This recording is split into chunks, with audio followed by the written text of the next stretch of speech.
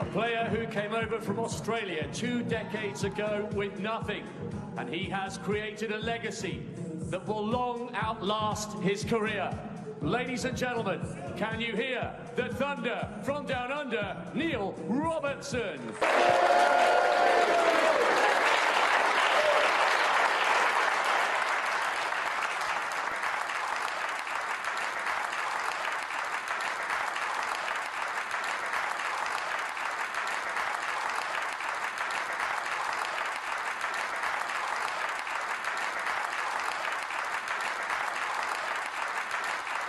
And one of the most recognised British sportsmen of the last 3 decades. Blink and you'll miss him. The Rocket, Ronnie O'Sullivan.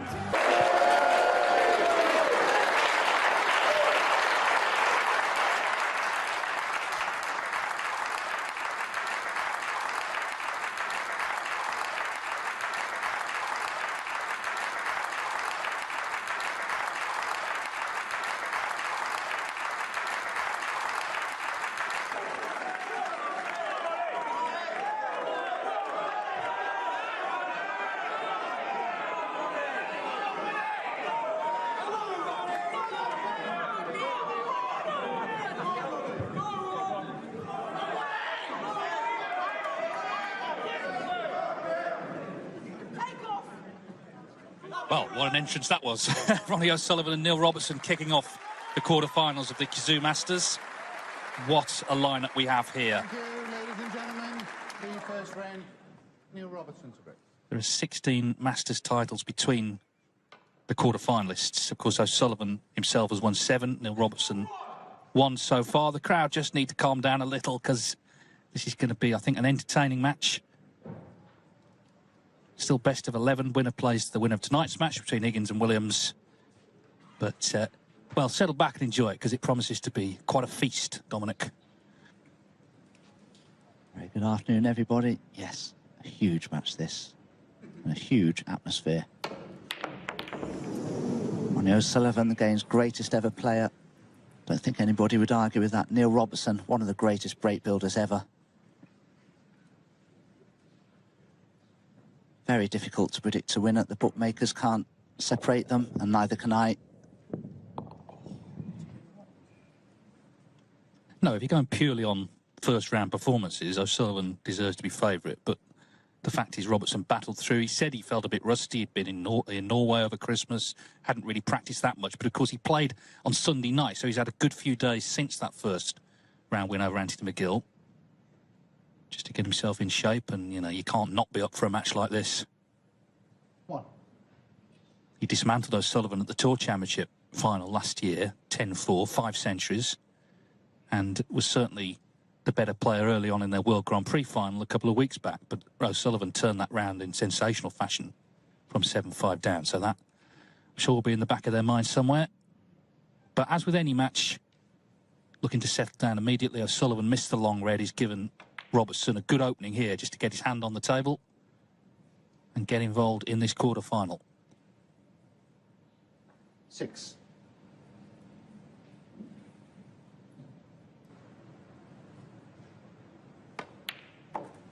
7.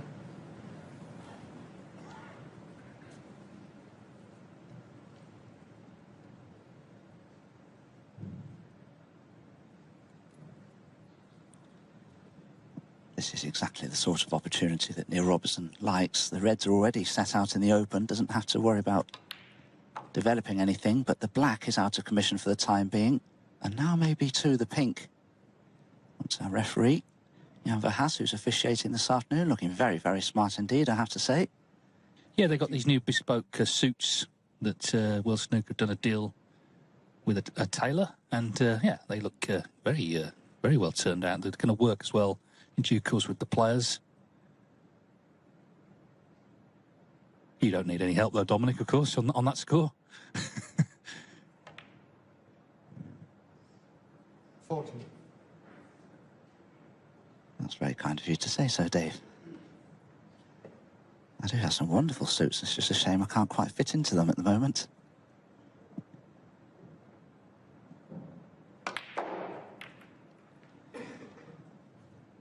I'm a little surprised Neil went into the reds there. He could have held for red to left corner, and if he wished, brought the black into play with a control cannon, but he took a risk there. There was no guarantee he's going to end up on anything, and in all honesty, I don't think he is on anything. I doubt very much whether that red by the black will pop. So that's an opportunity missed. He was unfortunate. But he could have made a lot more. There were loose reds to play for there, and he decided to go into them.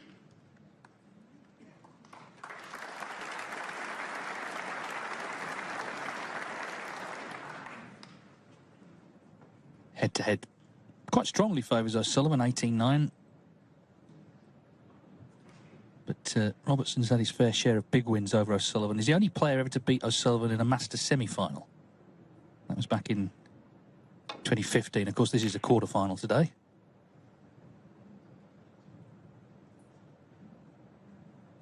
The quality of the field here is, I mean, it's obviously always going to be great because it's the Masters, but you just look at the 4 matches and, you know, you want to watch every ball of all of them. And, of course, we will be here on Eurosport.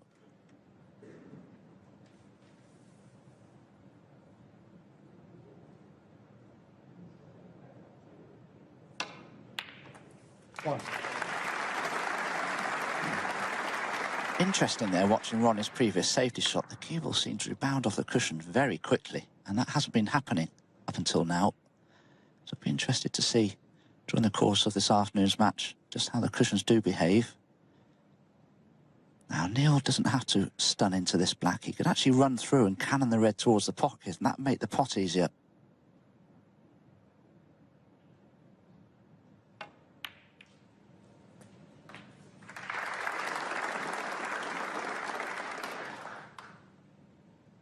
Oh, he won't be happy leaving it so straight. No. No problem, though. And I think Neil would agree that when you're playing somebody like Ronnie O'Sullivan and you have an opportunity like this, you may feel that you need to take full advantage of it. I'd be disappointed not to win the first frame from this opportunity.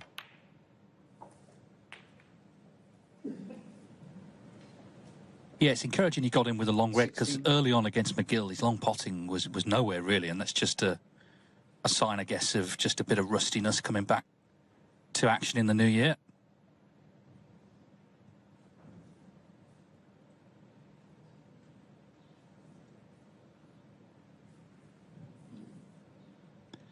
For those just joining us, this is the first quarter-final of the Masters from Alexandra Palace in London. Ronnie O'Sullivan and Neil Robertson. We've just got underway. Robertson, as you can see at the table, leading by 36.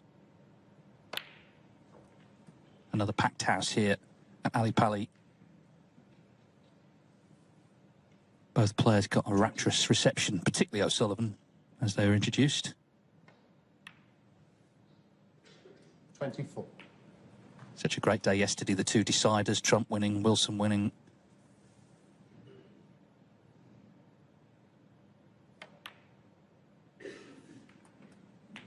Yes, both in deciding frames as well. Could we be heading into another decider later on this afternoon?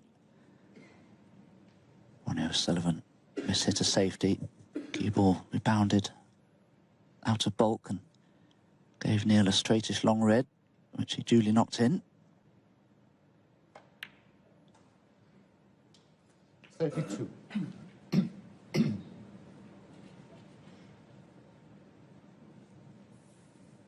Need a 51, so a couple more reds and colours required.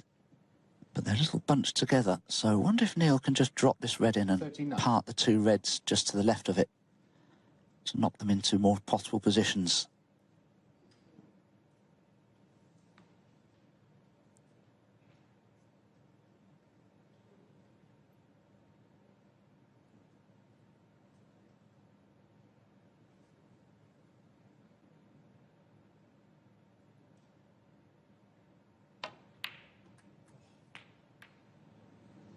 Gasp from Neil Robertson. He fully expected to cannon those 2 reds there and didn't. Took him by surprise. It took me by surprise. Now, can he just pop this pink into the centre pocket here?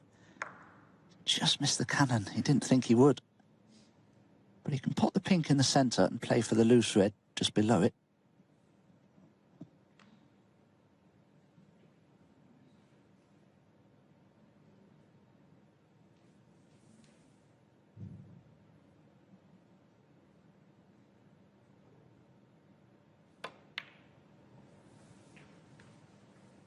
Yeah, I think the bottom line today is Robertson is a big occasion player. It's a tough match against O'Sullivan, but he won't be intimidated by the fact he's playing him.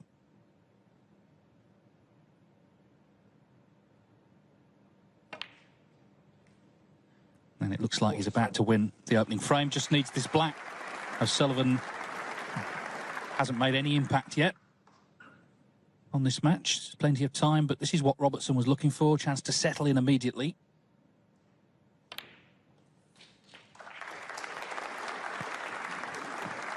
And I think, Dave, it'll be even more beneficial if Neil can prohibit his opponent from returning to the table here to get a feel of it. 55. Yeah, I think even though snookers are required, any time you've got Ronnie O'Sullivan in his seat, that's a good time if you're his opponent.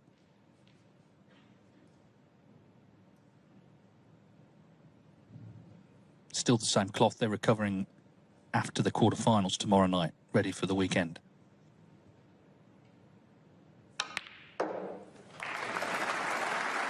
Oh, that was a terrific pot from Neil Robertson. He put absolutely everything into that.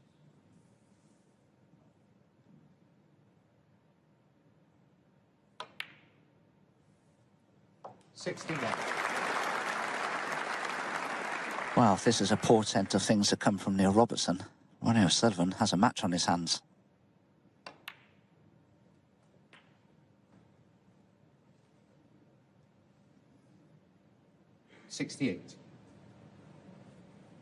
Well, there's a chance to open up with a century. Didn't make one in the first round. 69. Highest break 94.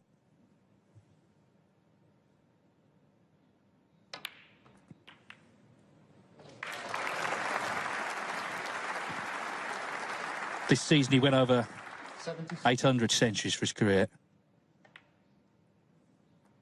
77.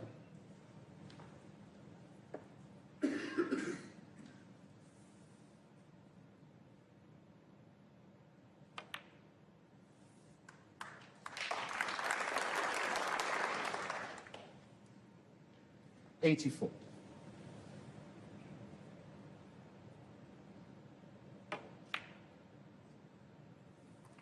$85. You can just see the laser-like focus. He's not interested in 80s, he wants a century.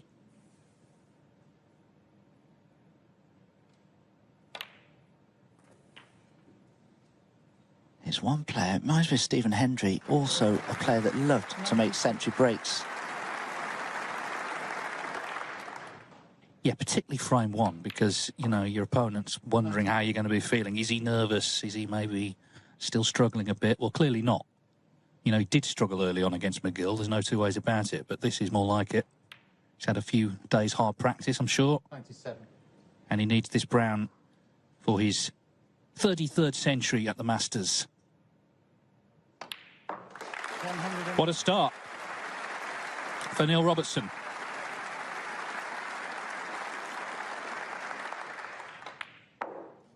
$106. Setting the tone possibly for not only this match, this day, but the whole quarter-final lineup, which is brimming with quality. The Australian clears up with 119, and we're off and running in the last day of the Kazoo Masters. Neil Robertson leads Ronnie O'Sullivan 1-0.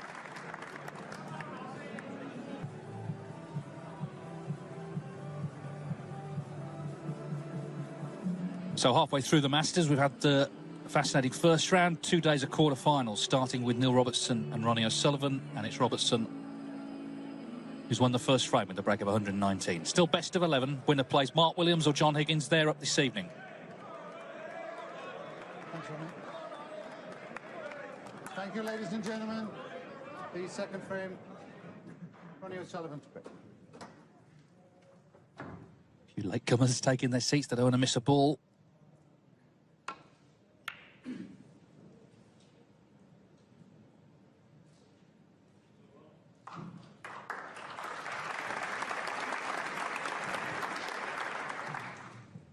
Perfect break off, snooping Neil on all reds, but shouldn't be difficult just to land the cue ball into the right-hand side of the pack of reds.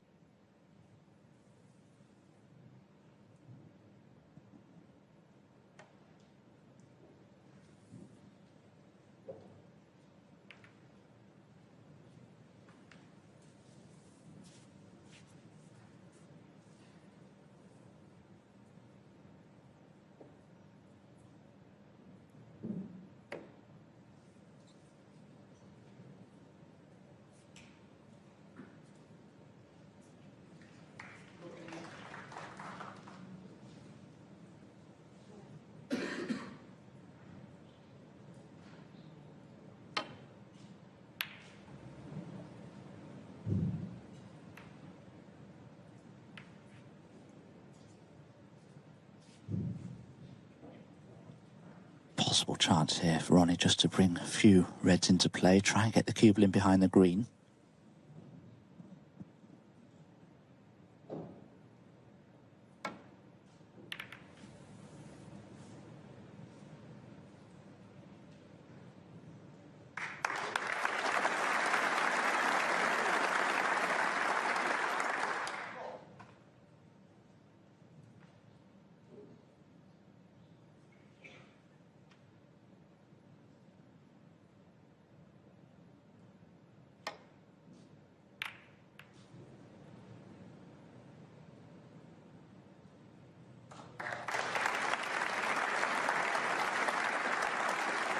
Ronnie couldn't quite manage it, but Neil certainly has. Another beautifully struck shot from Neil. Undoubtedly one of the greatest cueists this game's ever had. Very, very fluent, very straight cue action.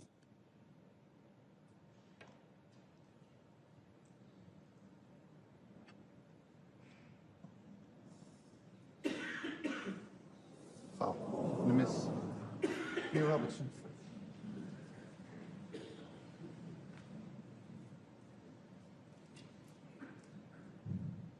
Well, if that red was almost dead straight to the centre pocket, Neil would probably attempt it.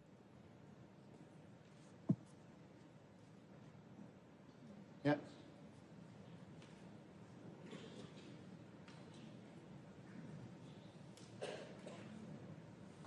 And Ronnie will need to be careful here. If he does somehow leave a red to the right centre and it's pretty straight, Neil would take it on because he'd be guaranteed position on the black and wouldn't leave Ronnie a possible red if he missed it.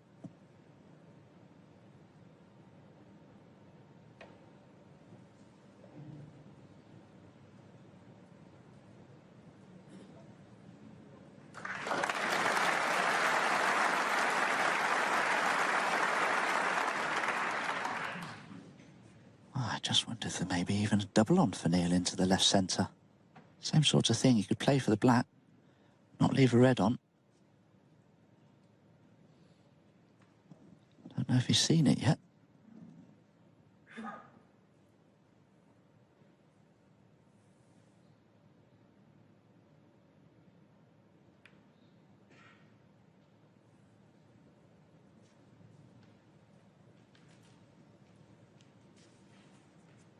Just to say, we saw at the start of the programme that picture of a very young Mark Williams with John Higgins. That was from the... they played each other in the final of the junior event at the World Masters in Birmingham. Not this Masters, but a different event, the World Masters. That was back in 1991, so they would both be, what, 15 years of age. John had actually beaten Ronnie in the quarters, and he beat Mark in the final, so that was their sort of first meeting, and of course they've got another one to look forward to tonight.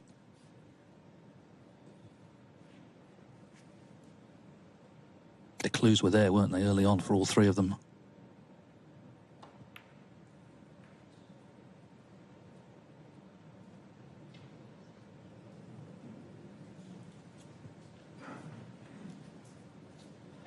Ronnie needed to find the bulk cushion there, and he hasn't. Neil will be taking this red on because he can stun around the back of all the others.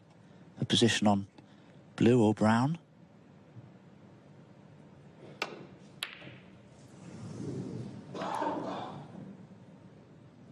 Oh, that little kiss on the red that's deflected the cubal into bulk was handy.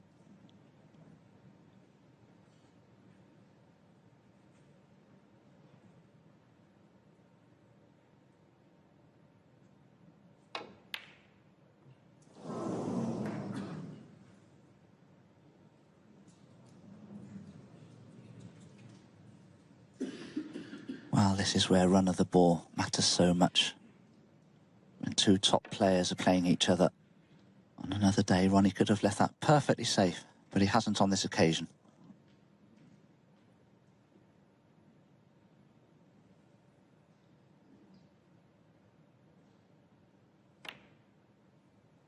One.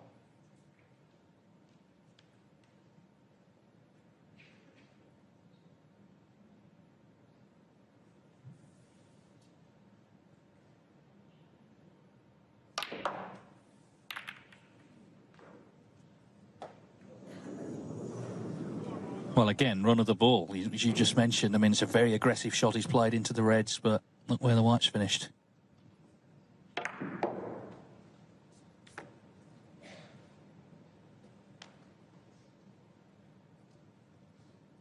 Yes, couldn't have been worse. Tied the black as well.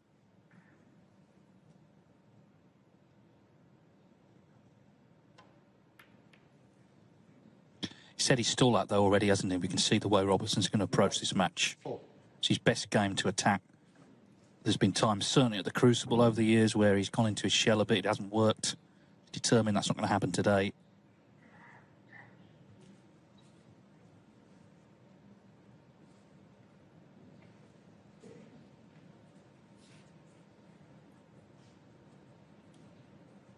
Well, this match has been in progress coming up to 20 minutes, and Ronnie O'Sullivan is yet to pot his first ball.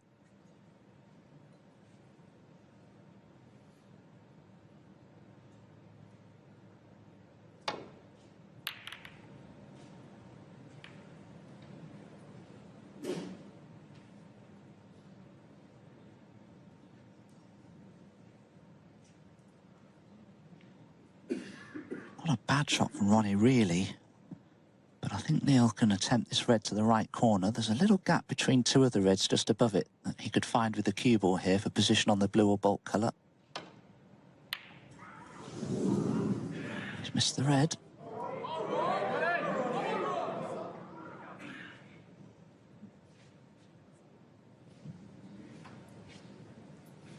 I think whenever he misses a long pot, it's a surprise. Just used to him crunching these in, but not this time.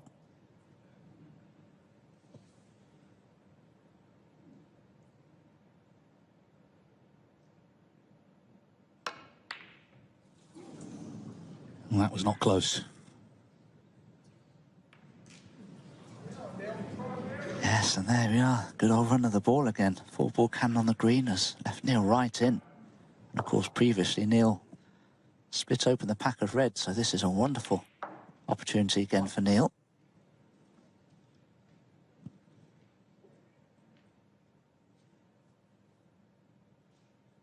Yeah, and he's already picked up on the fact that O'Sullivan, in all areas, is struggling very early on in the match. He did say in his first round match he was really nervous early on against Jack Lazowski. These are big occasions. You know, he doesn't always get massively motivated in some of the other events, but his record in this one speaks for itself. 13 finals, 7 titles. It's clearly an event he thrives in, this atmosphere. But so far, not much to show for his efforts. 7.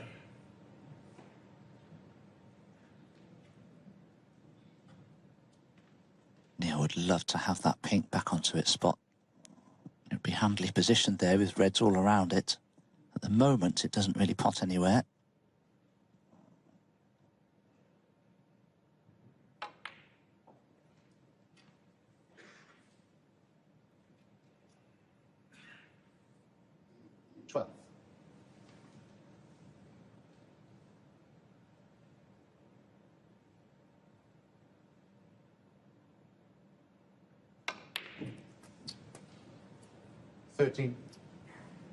Didn't strike it very well. He was hampered by the red in bulk and potted the red on the thick side. The cue ball didn't really go anywhere. Just wonder if he rolls the blue in dead weight. If the cue ball were to cannon the green 4-ball, he may be okay.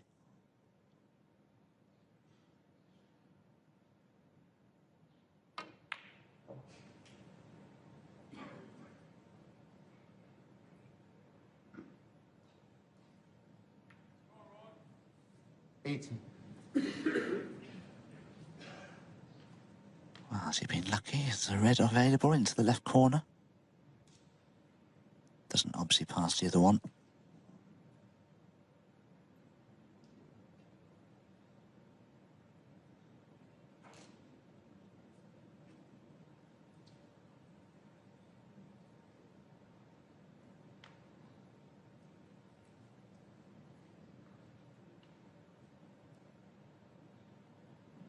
That's Neil shaping up to take the red to the yellow pocket here. This is a big shot. Oh, it's in. Beautifully, beautifully struck again from Neil Robertson. As I say, just such a reliable cueist. Yeah, it's one thing to be making a statement, going for your shots, but of course you've got to get them if you're going to play them as well. That's the other thing, and it's beautiful cueing.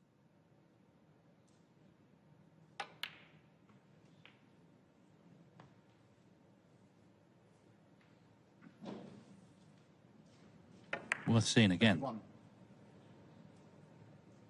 Didn't touch the sides, did it?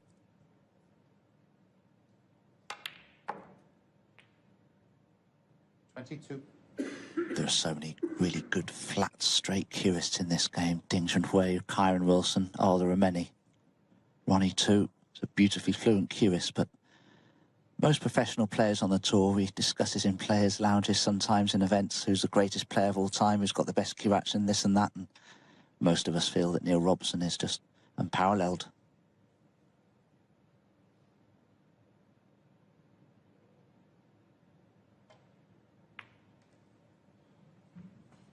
Yeah, he pretty much grew up in a snooker club. His father in Melbourne owned a snooker club. 27. Obviously, a lot of Australian sports we associate with the outdoors, but that's where Neil spent a lot of his boyhood. 28. She turned pro at 16 initially, but he sort of felt, looking back, he was too young to come over. He didn't know what any of it was about. Had a lot of talent, but very loose in his approach. But famously was relegated, came back, moved to Cambridge. That was good. He had a base there. He had help from the likes of Joe Perry, and learned his trade. And now look at him, one of the best in the world, one of the best has ever been. Certainly the most successful non-British player of all time. That's just a fact.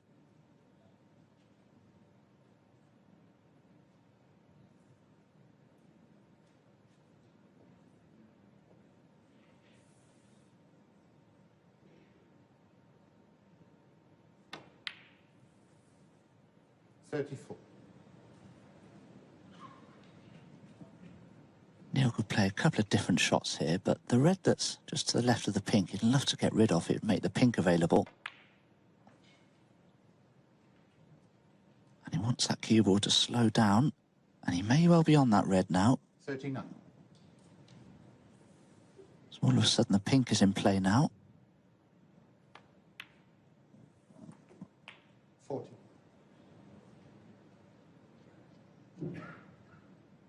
Just looks good in himself, doesn't he? The body language, I think, is really good for Robertson supporters. Come out determined to take the game to O'Sullivan, to be positive, to be aggressive, which of course is his best game. 45.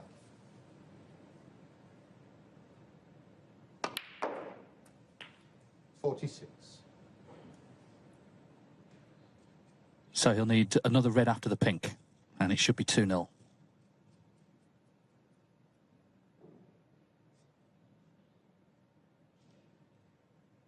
But he has left an awkward angle on the pink here. The cue ball will be naturally going behind the two reds that are near the black spot.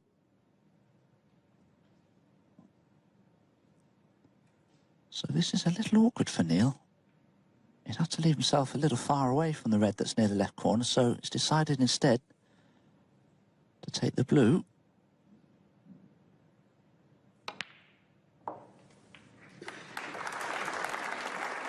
Well, same difference really. This red and O'Sullivan needs a snooker, as you can see. 51.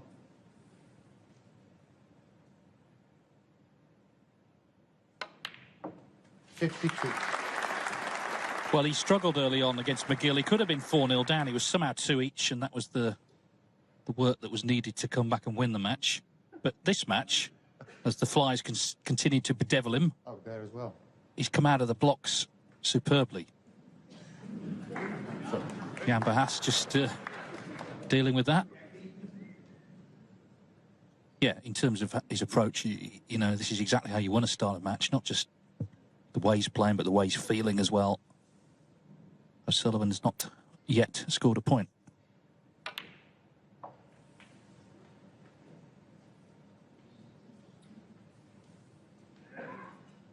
.56. Now, interestingly, O'Sullivan in that World Grand Prix final, in the last frame of the afternoon session, he won that frame having needed 2 snookers, which is what he needs here. Will he play on this time if he gets the chance? Robertson, 56. And the frame. No, he won't, is the answer. 56 from Robertson, looking sharp early on. O'Sullivan with a bit to think about. Neil Robertson leads the quarter-final 2-0.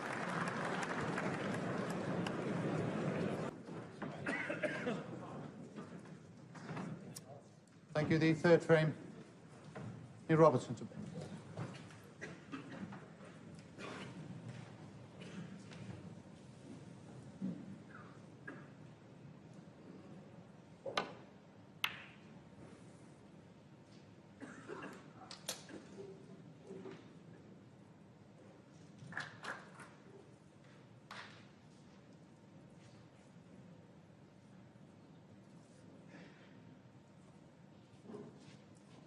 There is potentially a red onto the right corner for Ronnie, but it's too risky because it doesn't have a good angle on it from his point of view.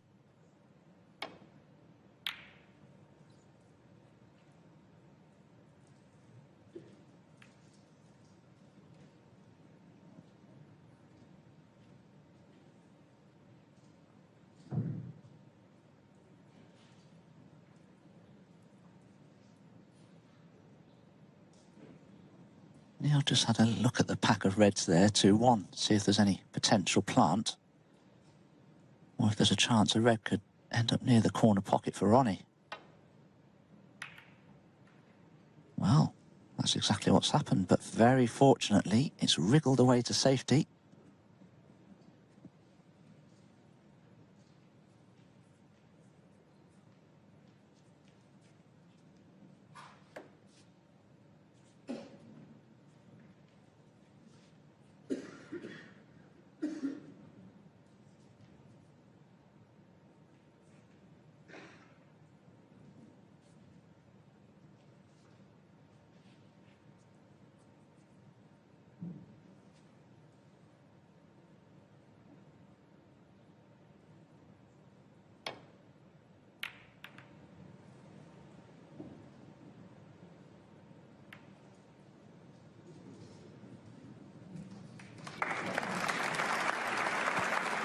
Very fortuitous cannon from the brown. Looks to have snookered Neil on all reds. May just be able to hit the faintest edge of the red that's rightmost. I don't think he can, though.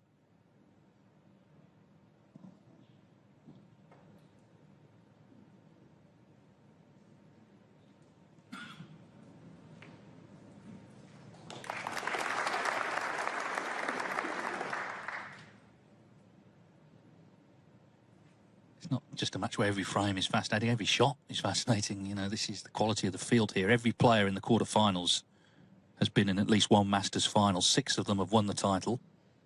Of course, Wilson and Hawkins have both been runner-up.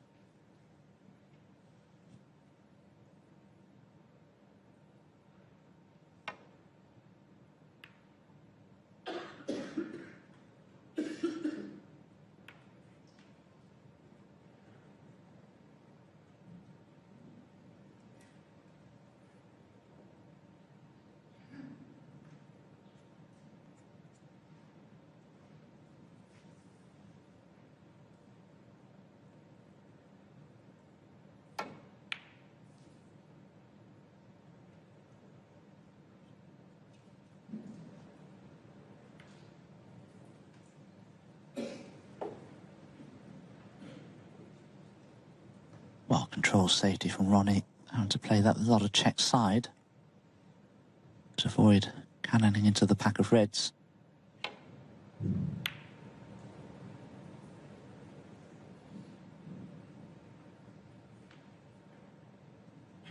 think this sort of safety exchange could help Ronnie just to settle down a little. He hasn't really had much table time yet. He's yet to pot his first ball.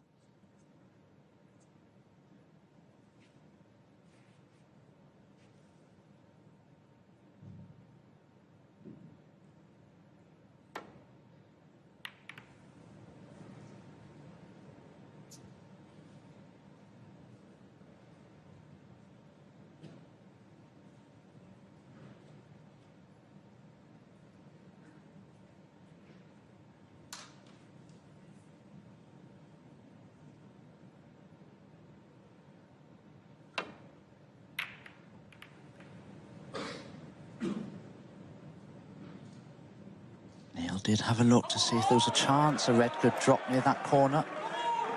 He felt it wouldn't happen, but it has, and this is Ronnie's best chance so far.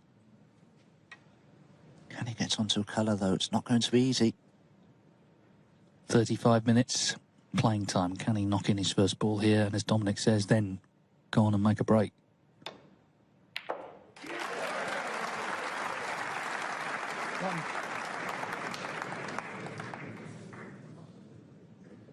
It was so difficult to find that little gap there. Wanted to miss that red, just find the gap that was above it, but at least he can play good safety here.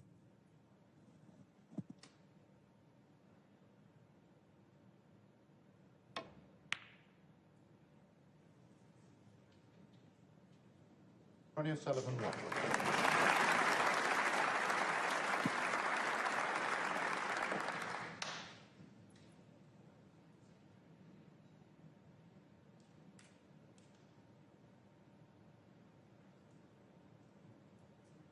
Seems appropriate on the day O'Sullivan plays Robertson and Williams plays Higgins that another Hall of Famer, Stephen Hendry, celebrates his birthday. 53 today. Of course, he won this title on his first 5 appearances in the tournament. Alan McManus, our own Alan McManus, beat him 9-8 in the final, 94. That ended the run. Hendry, 6 times a Masters champion. Yes, I remember that. I think Alan made a terrific break of 76 in the deciding frame.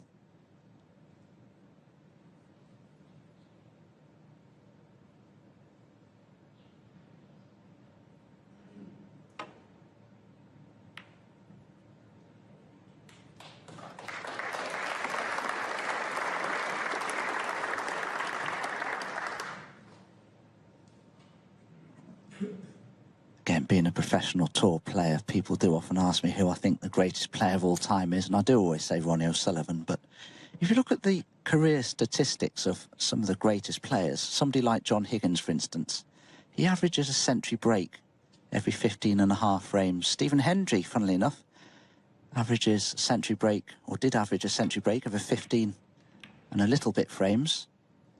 Judd Trump, though, well, he's averaging a century break every 10.25 frames. Neil Robertson, every 10.5 frames played, he makes a century break on average. And Ronnie, just under 11 frames on average played per century break made.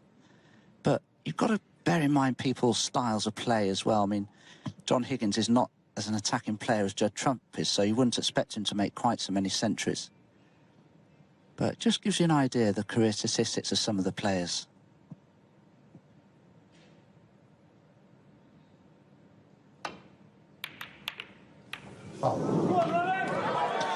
Well, the in-off, OK, but the red coming back towards the middle, that's the problem for Robertson there. You hear the cheers from the O'Sullivan faithful. Go on the governor, someone shouts. Yeah, this might not have been so bad had this red not come back past the middle pocket.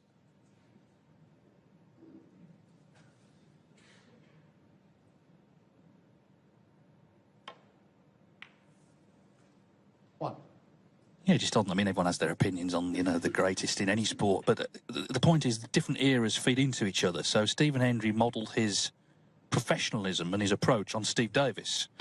He played a more attacking game, but the way he set about things was modelled on Steve. And then, of course, the attacking game that Hendry pioneered has been taken on by the likes of O'Sullivan and Trump. So these things don't happen in isolation. They take inspiration from each other. And there'll be many people, of course, who've watched Ronnie O'Sullivan and take inspiration from him. Very, very good points you make there, Dave. Absolutely true. different styles of play. It's not all about making century breaks, but at the end of the day, the breaks made are what put the points on the board and win your frames.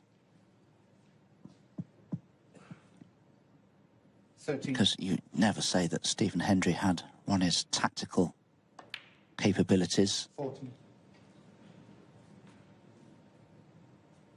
And if there is any difference between these two players here, Neil Robertson and Ronnie O'Sullivan, I would say that Ronnie's tactical ability and know-how and general ringcraft, tablecraft, call it what you will, well, it's greater than most players, and it may just have the edge over Neil. 21. Yeah, we've already seen in this match his preparedness to play that game as well, to be patient. And it looks like he's earned this opening from that.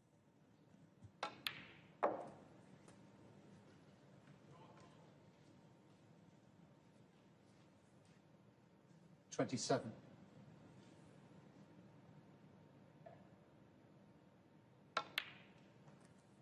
$28. Ronnie always picks the best time to go into reds, and from the best colour as well. It won't be long before he needs to nudge into the reds and the black to try and free a few more up here. 33.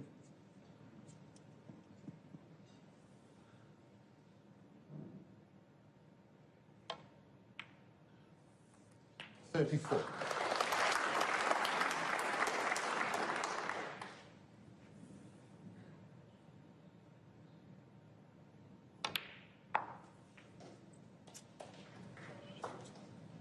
Just too much action on the cue ball there, so Ronnie will need to play this with possibly the extended rest and the extension on his cue.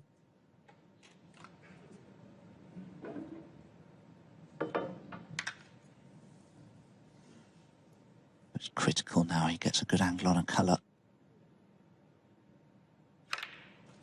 This was the last of the open red, so he has an angle here on the blue.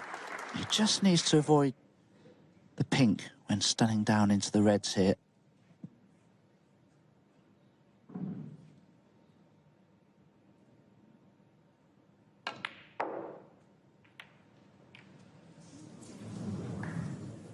Too much action on the cue ball.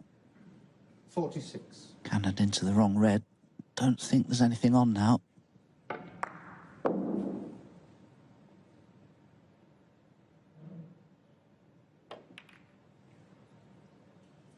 Ronnie O'Sullivan. 46.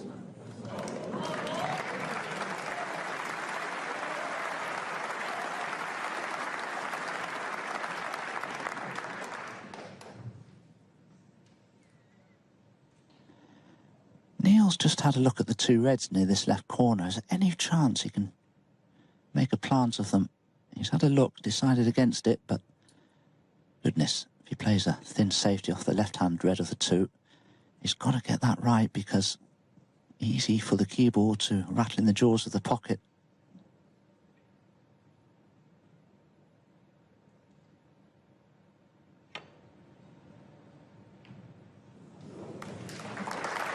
Well, what judgment that is. I mean, the thinnest of contacts. Superb.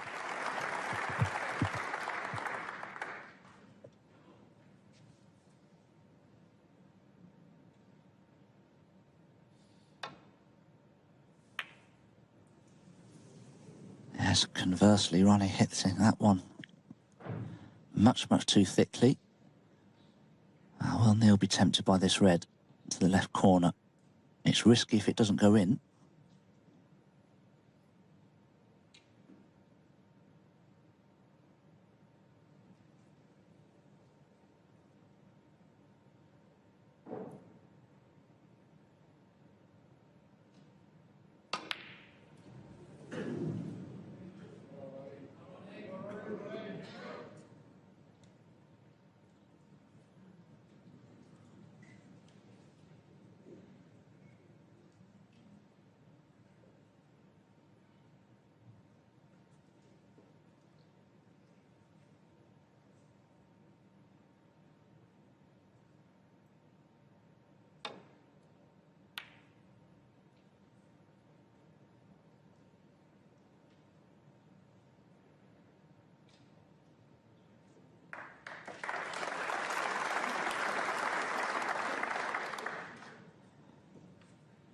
Ronnie felt he'd caught that on the thick side initially, but it's worked out well because he's hidden the red that's near the yellow.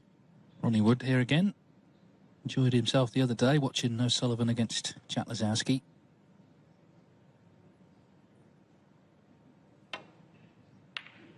Yes, big friend of Jimmy White, of course.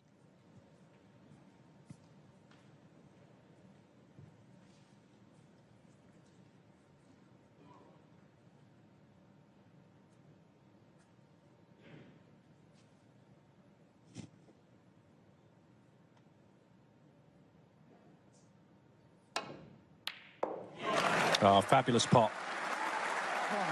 When you consider a couple he's missed in the match, that'll make him feel good.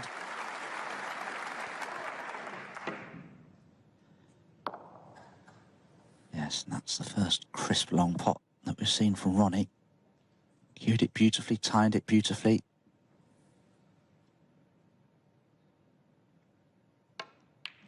Huge favourite now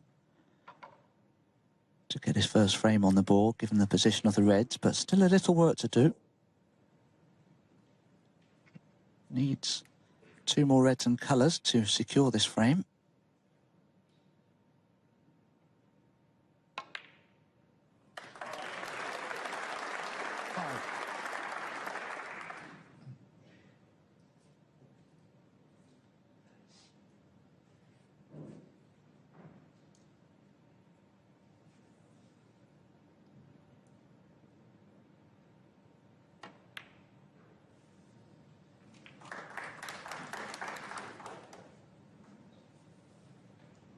Seven.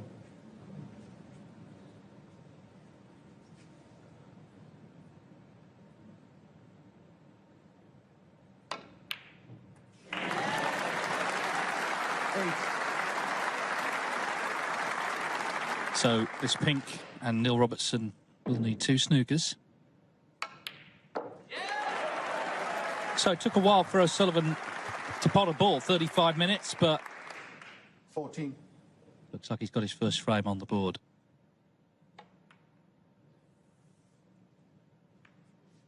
Ronnie O'Sullivan, 14.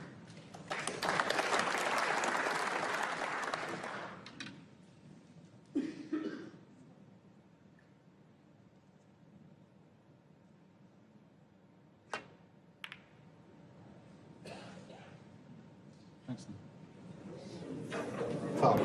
And that, Ronnie O'Sullivan. you suspect, is that he's not conceded, but the etiquette, of course, is to let your opponent carry on.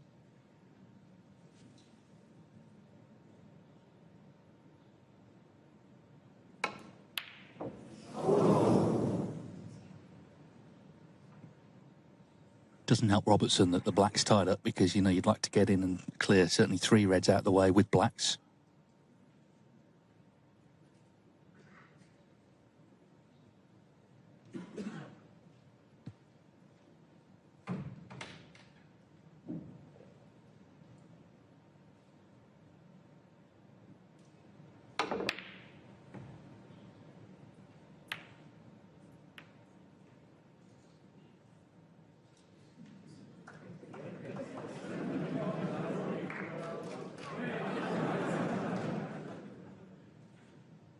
Audience enjoying something there. And just see in the background there's a little lace swing flying around, I think. But anyway, that red's gone home, and Ronnie O'Sullivan is certain now to have reduced his arrears to a single frame. Yeah, where the balls went awkward, it made it a bit of a scrappy frame, but it's encouraging really that, you know, that doesn't bother him. He's just got on with the task. He potted that wonderful long red to the yellow pocket, and he's on the scoreboard. Neil Robertson leading the first quarter-final of the Masters by 2 frames to 1.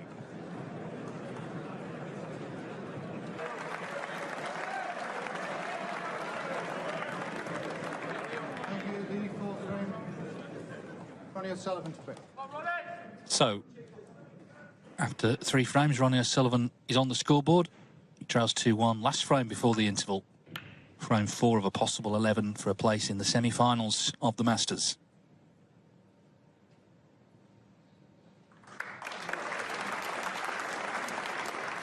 round of applause there, but I'm just wondering if Neil can see enough of the red to the right of the black to cut it in.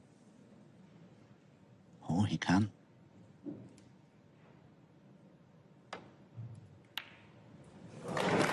And in it goes. Could do with a cannon on the green. Oh, well, could scarcely have been better.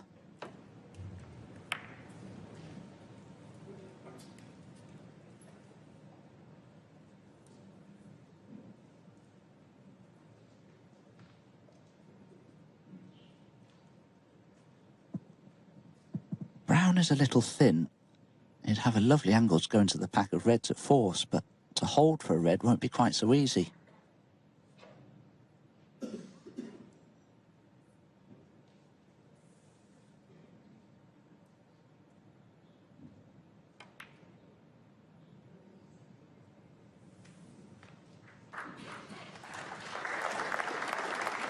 Neil thought he could just drop the brown in and managed to hold for the red, and he has, but you can see how close he came to it.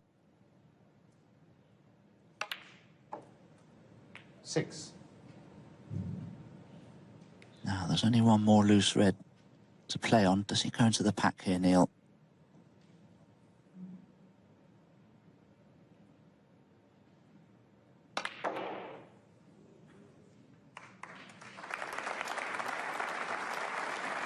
There's your answer, Dom.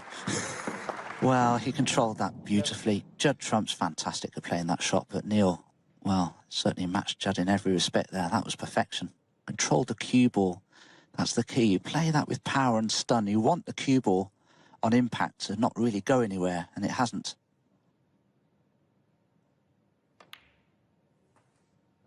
Yeah, I mentioned Stephen Hendry, whose birthday it is today. I mean, he was a player who really pioneered that shot, the pack splitter from the blue.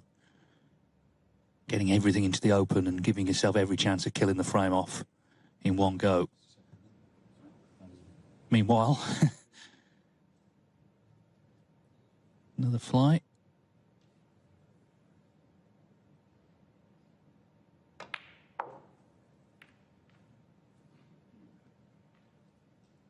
Yeah, Hendry, he had a phobia of wasps, and because in the old days of the old B&H Masters, they had flowers around the arena, and one match a wasp flew out and he very nearly flew off. It was the only chance, I think, at that point he wasn't going to win the tournament if a wasp got him. Well, it must be something to do with Capricorns, Dave. I'm petrified of wasps myself. I've only actually been stung once in my life by a wasp.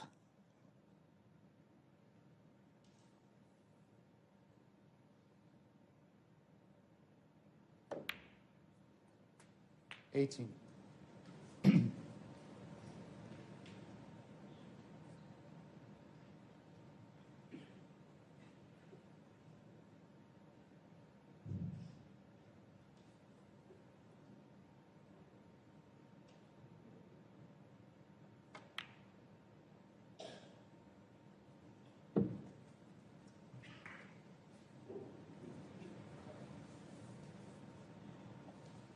24.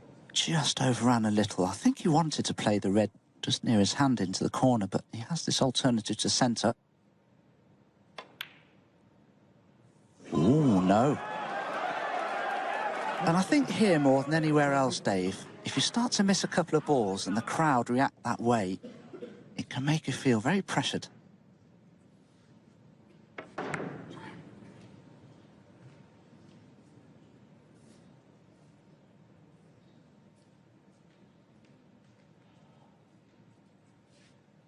Well, another golden opportunity for Ronnie. To level this match up at the mid-session interval here. He'll be hoping to do just that. Yeah, and it's sort of shaping up to be the reverse of Robertson's first round match, where he was pretty much outplayed by McGill early on, but still made it 2 each. So far, he's played the better snooker here. Was heading for 3-1 there, but O'Sullivan with a chance to level. 8.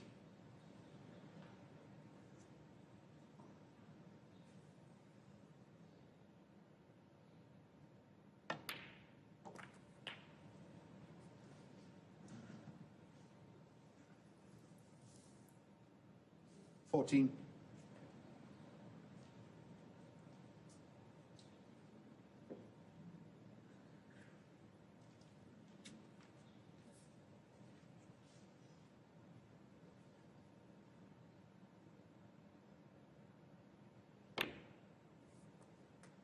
15. I have to say, I do like Ronnie's pace around the table. He's playing a little more conservatively at 20 seconds per average shot.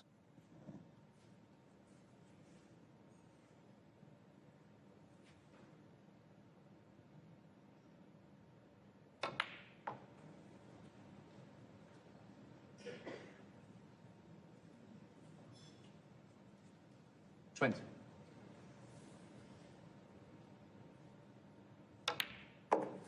21. Well, Ronnie may have an angle here on the pink to cannon the black into play if he wishes, hoping or expecting to be on the choice of reds to the right corner. It may be worth the risk.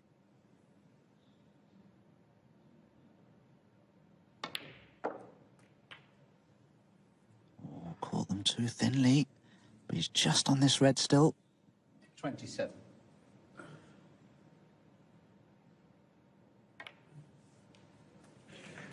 28.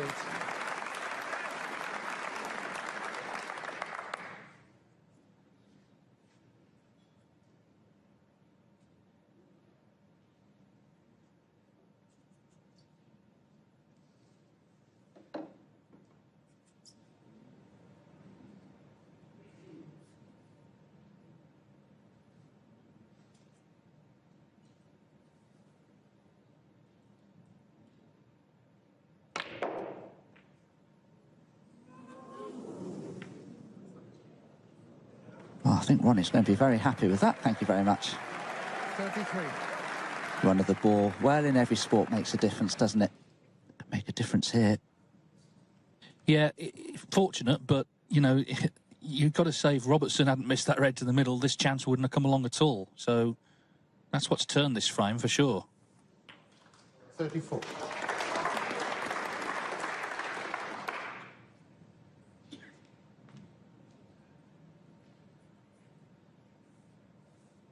We saw a glimpse of the red that was near the black spot, and it wouldn't quite pass the other red to the right corner. And Ronnie's very straight here on the pink. So this red now is missable. He needs to time it perfectly. He'll be playing it with backspin. And if you don't quite strike the ball correctly and get the amount of backspin that you're expecting, you can easily overcut these.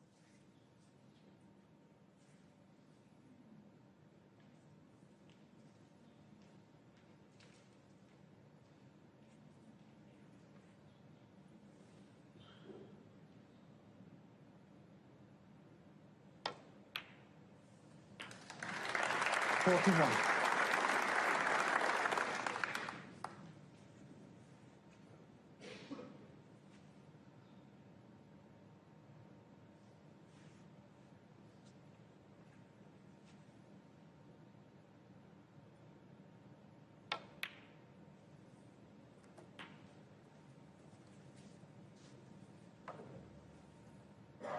47.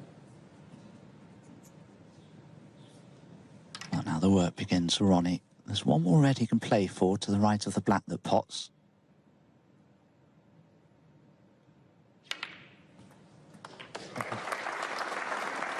But was he looking for an angle there to stun into the reds and black, because he needs a couple more reds to secure this fourth frame?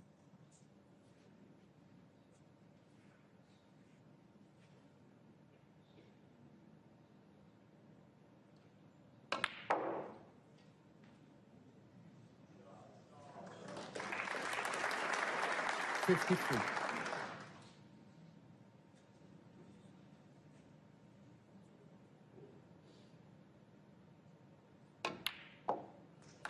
54. Well, if he has the angle on the pink to go into them, it's a better shot than it looked, because he had to be pinpoint there. You may have to come off the top cushion with running side just to cannon the black and the red.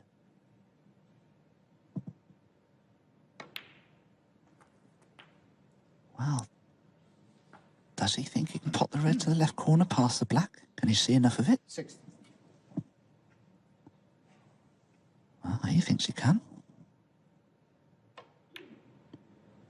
Oh, he just had to bend it with a little bit of slide and nearly played it too well. Green goes frame ball red. It's looking like 2-all. Yes, and when Robertson went into the pack off the blue early on, had the reds sitting lovely, you think, you know, there's a big break here on for the Australian, but just lost his way, ended up missing a red. And now he needs 2 snookers, so Sullivan just failing to make that cannon, but sitting pretty in terms of this frame.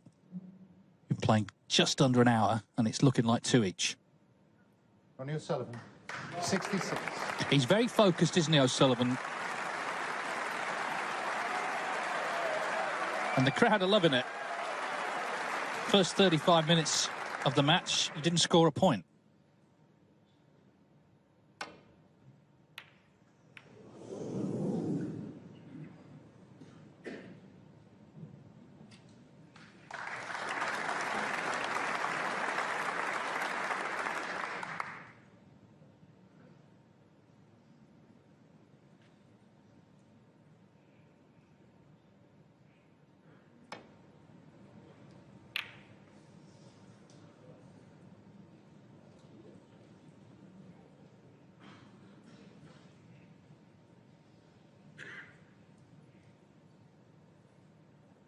Just needing 2 snookers. He could consider potting the red and the black while he has the opportunity, but he certainly doesn't have to.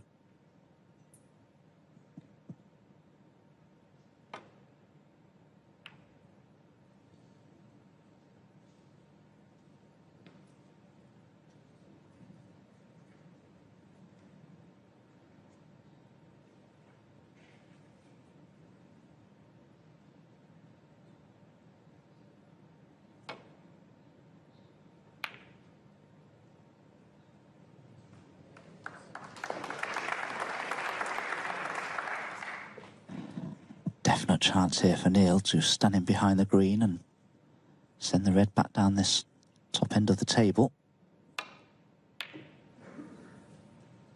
Just needs this red to slow up.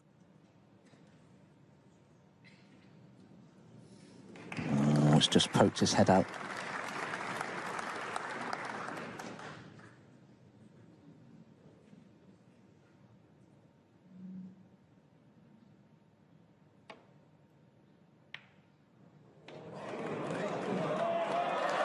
There you are, there's enough of it to see to pot it.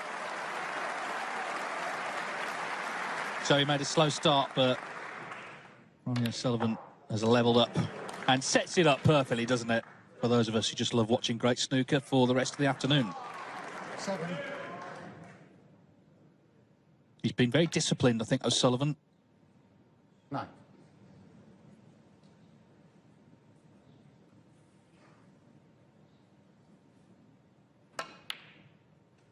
Robertson, though, will rue that 12. missed chance in this frame. That was a serious chance to lead 3-1. There's the pot success, just favouring him, but it's the other 6% as well, the ones that he's not potted, that have made a difference, particularly the red in this frame.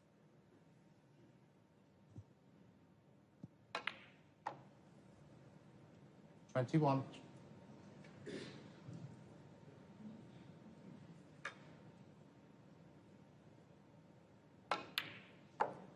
27.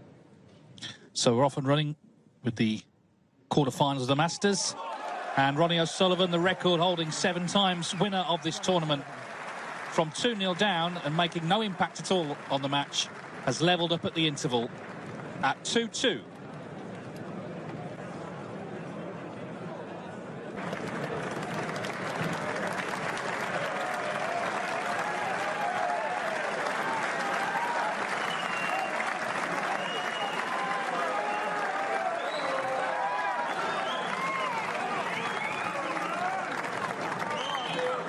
Well, it took just 63 minutes to reach the interval. The players have had about another 20 minutes to collect their thoughts.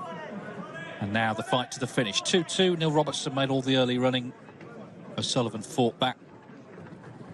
And it's set up nicely for this capacity crowd here on this Thursday afternoon at Alexandra Palace in London. Robertson to break. Playing for a place in the semi-finals of the Kazoo Masters. Let's get it underway again. Neil Robertson to break in frame 5.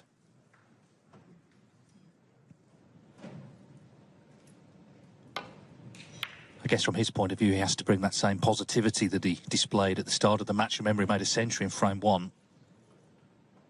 Missed that red in frame 4 when he got the reds open, looking good for 3-1, but that's all gone now.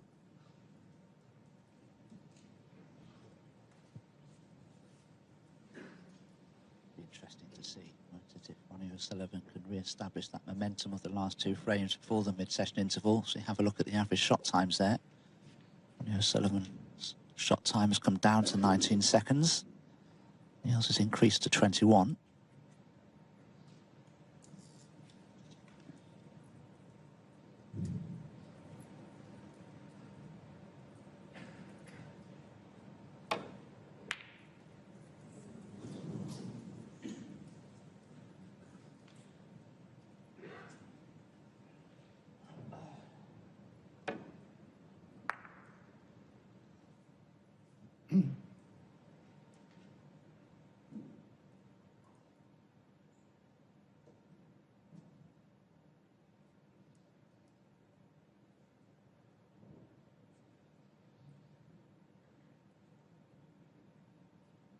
It's always a little more awkward when there's a red in bulk or near bulk.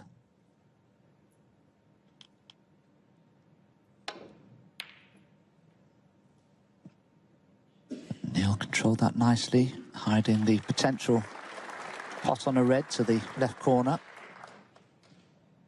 Actually, at first glance, Ronnie doesn't have an easy safety here by any means.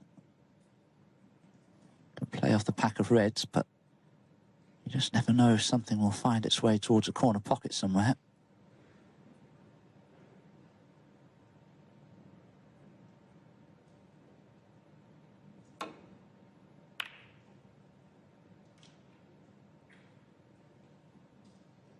Well, it has done.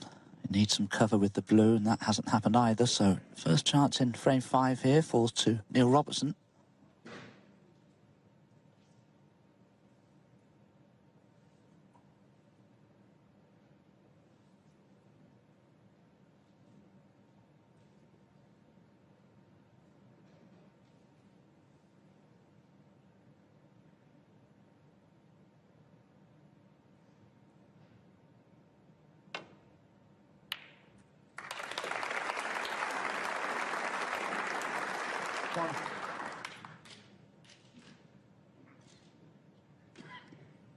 Well, he may be very happy with the position on the yellow. The pot's not too difficult. Does he have any angle on it to advance the cue ball up the table towards the loose reds? The black will clearly pot. One good positional shot here from Neil. Oh, he has a lovely angle. This is a great chance for him.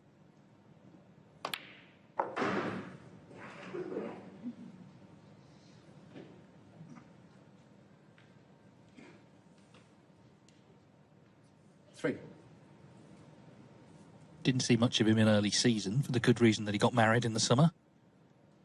And then, of course, quite quickly won a tournament, the English Open in Milton Keynes, beat Higgins 9-8. 4. Had tinnitus around the time of the UK Championship, lost first round, pulled out of the Scottish. Then, of course, got to the final of the World Grand Prix where he lost to Ronnie O'Sullivan.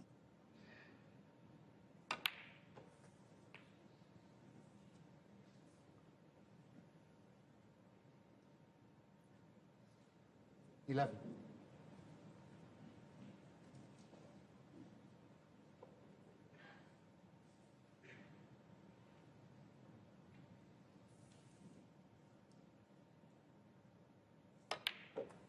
12.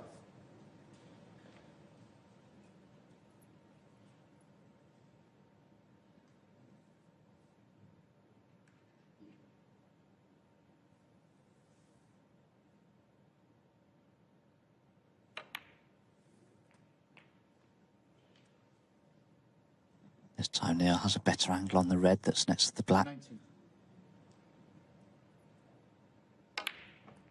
20.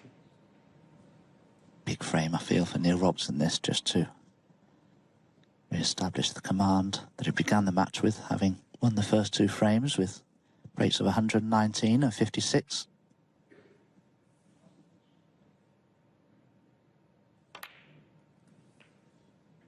Yeah, I mean, the pot success is it's always interesting, but it doesn't obviously tell the whole story because you can miss a ball at the end of an 80 break that doesn't matter, but the ball that he missed in frame 4, that red to the middle, did matter because it ended his visit and it set up O'Sullivan's. So although, you know, pot success of 95% is excellent, it is about, you know, the odd shot that you miss as well at this level. 28.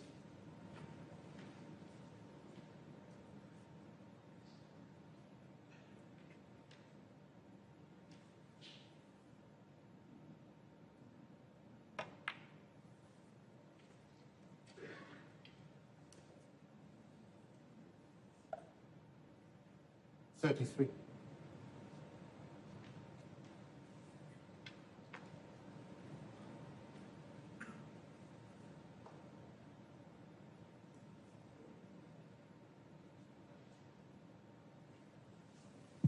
Neil still has 3 loose reds that he can pot before worrying about the pack of reds. The back of the pack as we look, the red, I suppose directly above the black, will pot into the left corner.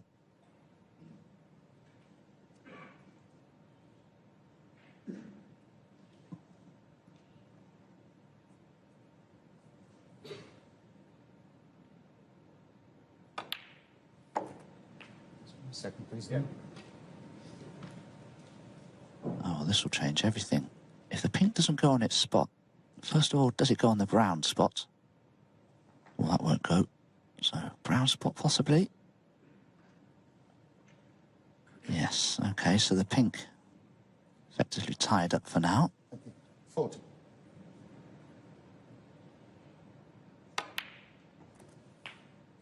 $41. Didn't ever look to get into the cue ball there, Neil. He's short of pace on the blue, so tricky positional shot coming up.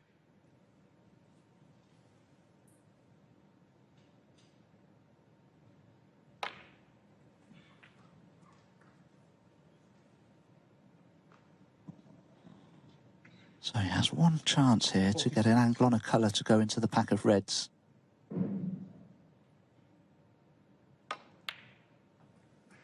$47. And I'm afraid that's no good on the blue. Well, if the red above the black does pot into the left corner, he can only somehow get on it really with the green.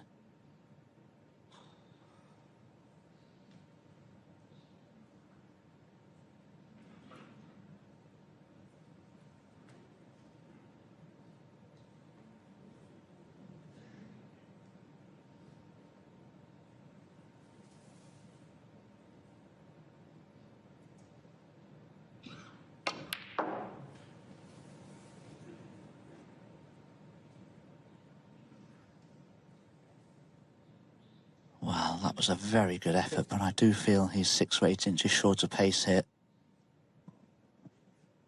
Yeah, that won't pop. Yeah, it's a big mistake, really, where he finished on the blue there. You know, at least if you go high, you have the chance to get into them from a bulk colour. But to be sort of straight on the blue, and now he's had to play a precise positional shot, hasn't quite made it onto the red from the green. The thing is here, Dave, he's about to do something he really doesn't want to do and open the reds up for his opponent.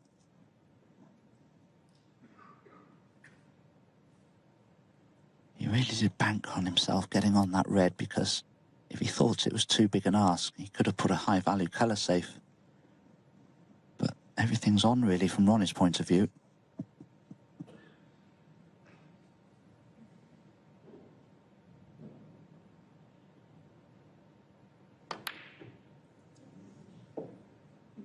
Robertson, 50.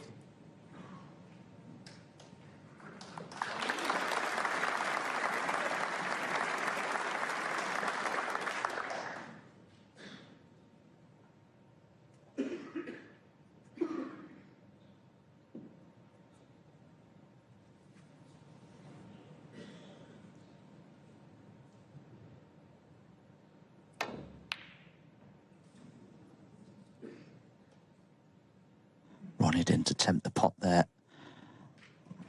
In fact, played a superb safety Neil could have played a very good safety, but it may well have involved opening the reds up a little. Instead, he just played one red around the angles to keep the pack of reds tight. But he did surrender the safety initiative.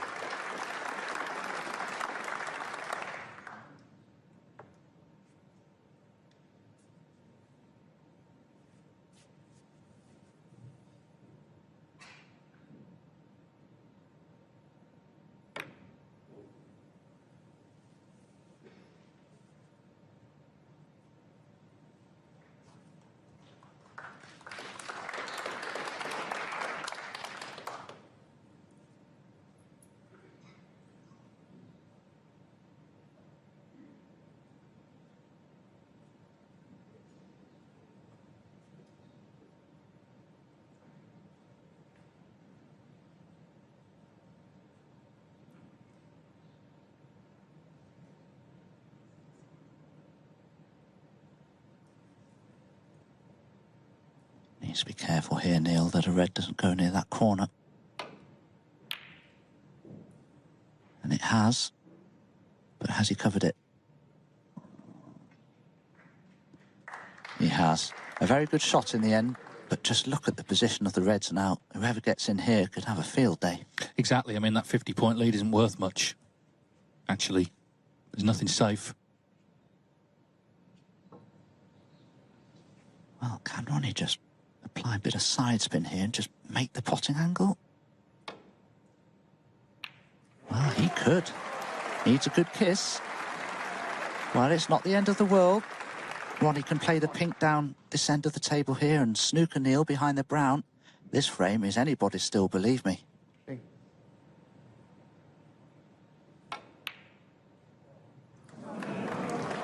Ronnie O'Sullivan won.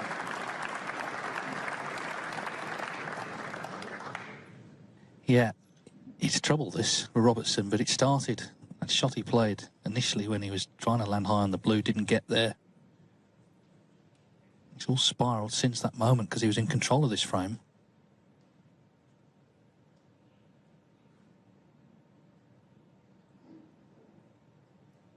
Ronnie has given Neil the opportunity, perhaps, just to drop onto the red that's near the black spot.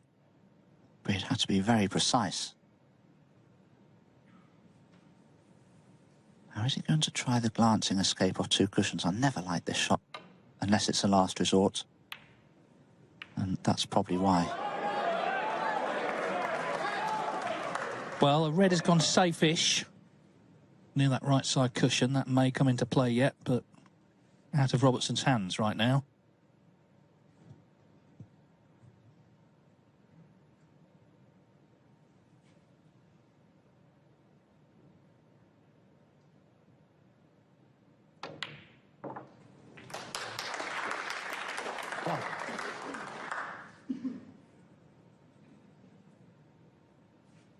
Playing for the pink because Ronnie doesn't want to play for the black just yet until he can remove the red away from the black spot.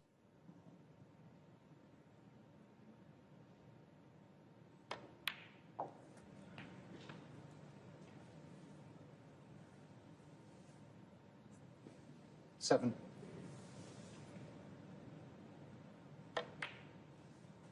Eight.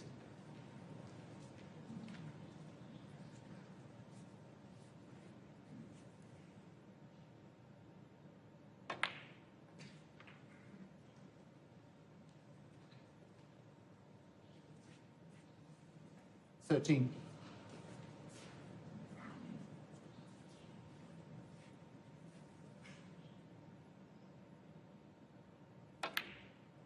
14.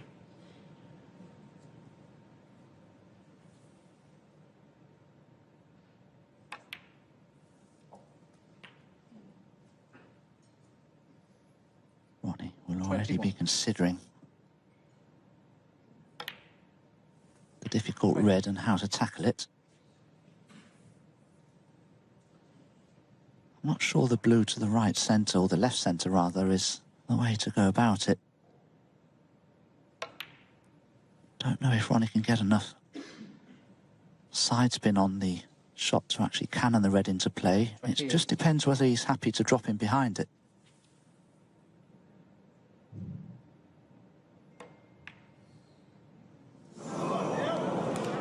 Ronnie O'Sullivan, 28. Wow, that was a glaring error from Ronnie. Perhaps that last red was in his mind, but the only good news from his point of view is that Neil Robertson needs it too.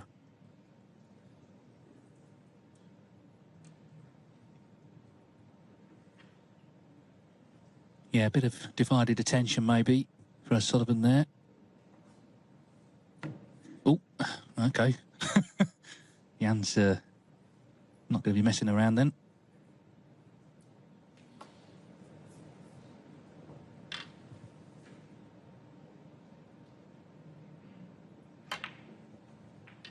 Thanks. Well, the one big difference here, of course, is that Neil Robertson's left-handed, so that red won't present quite as much difficulty to him as it may have done to Ronnie. Also, it's all he needs here. Checks the score, there it is. Just needs the red to leave O'Sullivan needing a snooker.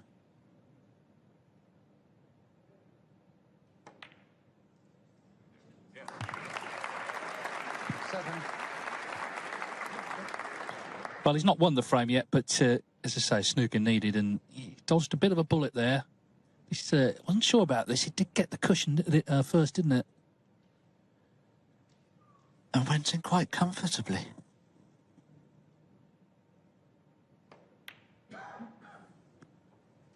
So, he still has never been behind in the match. I think he would feel, though, and it's, you know, it's a high standard, obviously, at this stage of the tournament. There's just a couple of little errors that have crept in. 13. Didn't cost him ultimately in this frame.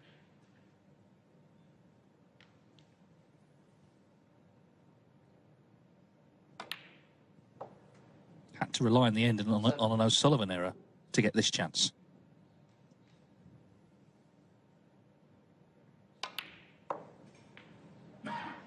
$21.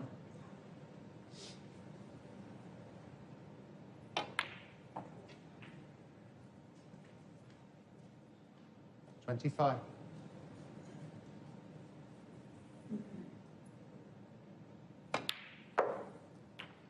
31. Yeah, the penultimate red was the one O'Sullivan missed to that right middle.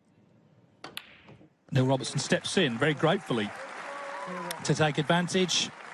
So having led 2-0, being caught at 2 each, he edges back in front, leading Ronnie O'Sullivan in the quarterfinals 3-2. Thank you, ladies and gentlemen. Frame 6. Ronnie O'Sullivan to break. It's 3-2 to Neil Robertson. It's best of 11 for a place in the semi-finals of the Masters.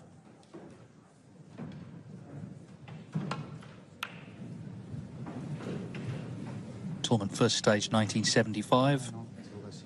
First final was between the two top players of the 1970s, John Spencer and Ray Reardon. It went all the way to a respot in the decider. That kind of set the tone for the tournament over the decades. You expect close matches between top players. Of course, we had 2 deciders yesterday. Had many close finals as well down the years.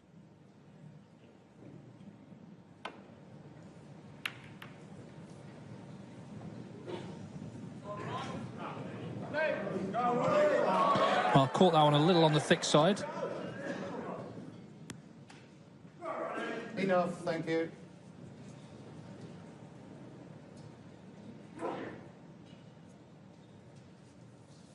If Ronnie can just avoid the cannon on the pink, he can play for the black here in the same pocket. Well, he possibly tried to nudge the pink towards the corner. Nothing wrong with that shot choice at all, in fact. But the red has gone astray. Not happy. Neil can certainly pot the red that's below the cue ball, but he'll need various accoutrements in which to play it.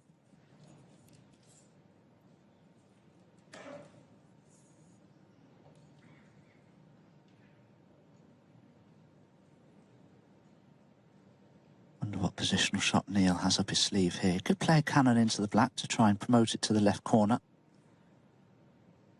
It's done across the face of the black to leave himself either on pink or black to right corner.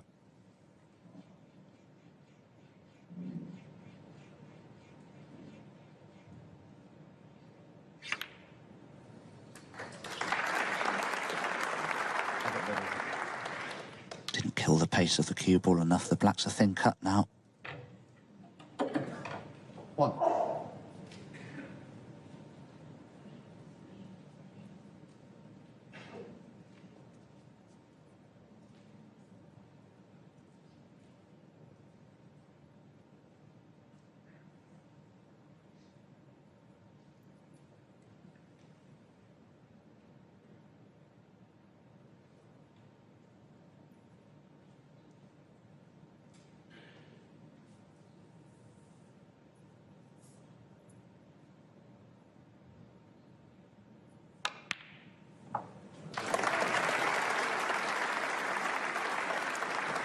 Another wonderful pot from Neil.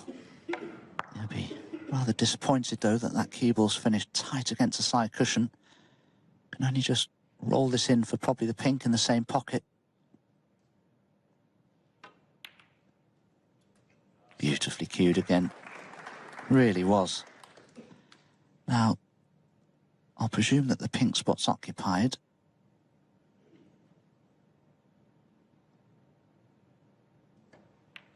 Don't think there's enough room on the black spot, though. So that'll be placed behind the pack of red. That's if its spot is occupied. Referee Jan Verhaas just checking that. He thinks it just spots.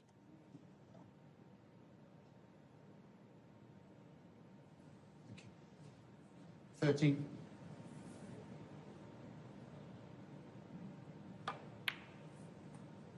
13. I remember when he made his debut, it was at the old conference centre. He played Jimmy White in the wildcard round because he'd won the qualifying event, Robertson, and the one they had those days. Just imagine walking out to play Jimmy at the conference centre. And, you know, Neil's always been a confident guy, but it was a bit of a rabbit in the headlights job. Jimmy beat him 6-2. 22. I think from memory, he defeated me in the qualifying competition 6-5. And I remember Quinton Han, his other Australian compatriot around at the time, had warned us all what a terrific long ball potter Neil Robertson was. And, well, how right he was. Meanwhile, gone into the reds here, but doesn't look too promising.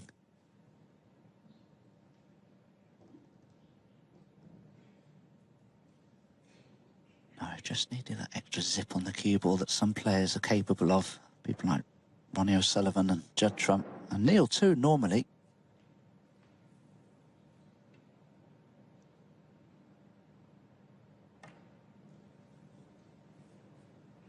Neil Robertson, 29.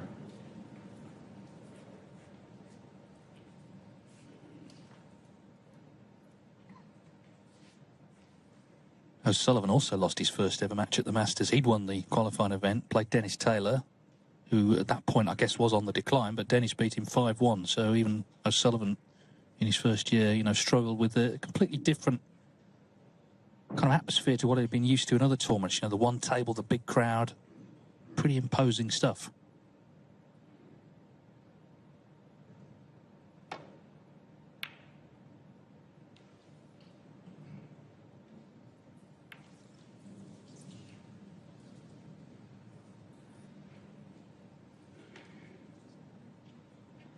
He's caught a few bolt colours this afternoon when playing safety shots. How costly could that cannon to the brown be? Choice of reds here for Neil into either corner. The one to the right corner is probably more advantageous positionally. But he has hampered cueing because of the brown, so he's refusing it.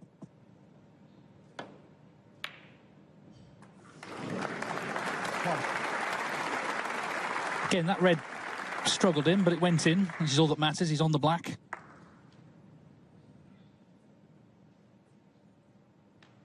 Trying to re-establish the two-frame lead he held at 2-0. And then, of course, if he can do that, frame 7 becomes massive.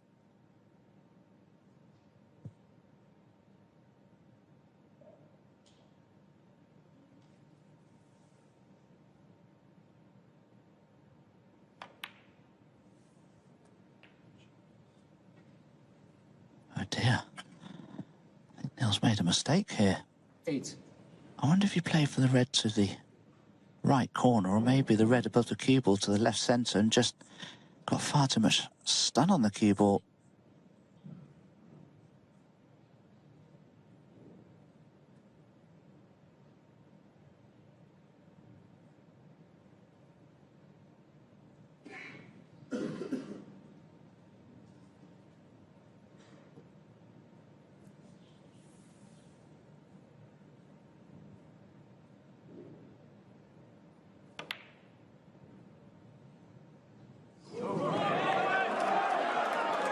Yeah, he seemed to take a long time over the black for no real reason and went wrong, left himself a difficult red, and he's missed it. So just out of nowhere, maybe just started to overthink things a little bit, possibly. Either way, it's gone wrong. He took a lot of care, Neil, in establishing whether he could play for the pink and not leave Ronnie on. But he was always going to leave him this thin cut. Just needs one good pot here to start a break, Ronnie. And there it is, well done.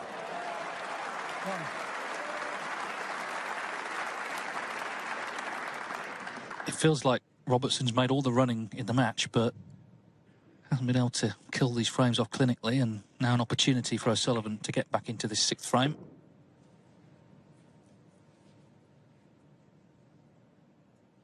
Six.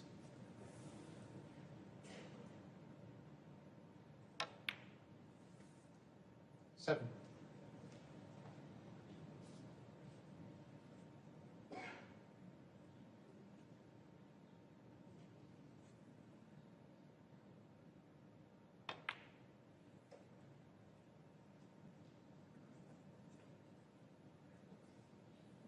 12. 13.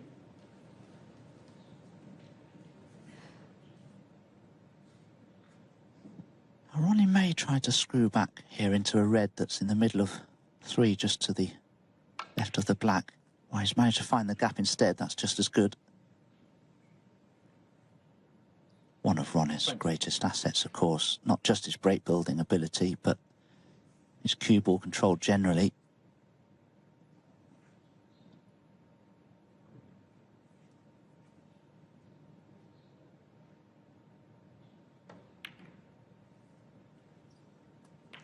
One.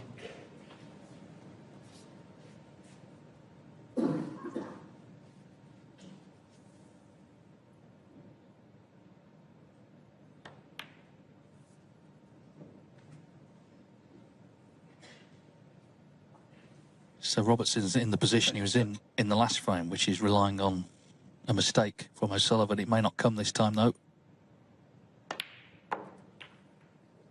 28.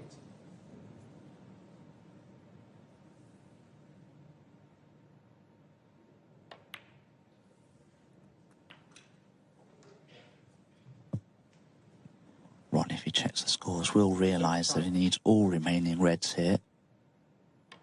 But if you can take high enough value colours from the 4 open reds, you'll only need to drop in that red that's on the top cushion. You won't need to play for a colour from it.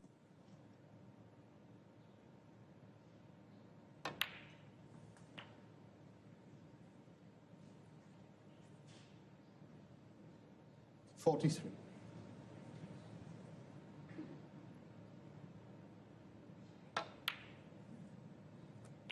44.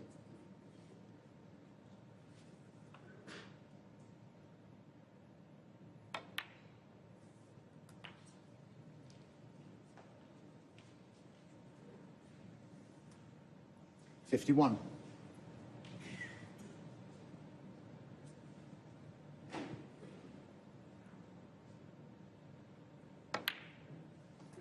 52.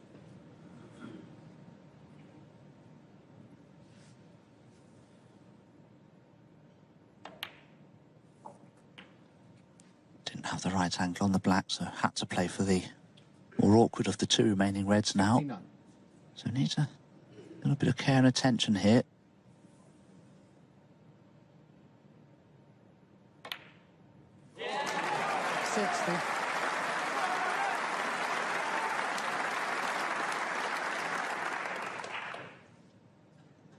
Black and red then for 3-3.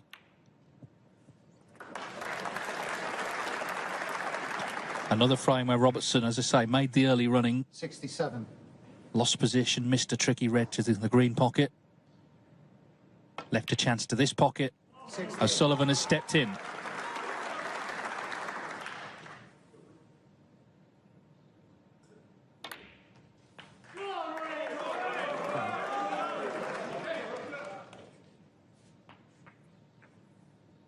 $75.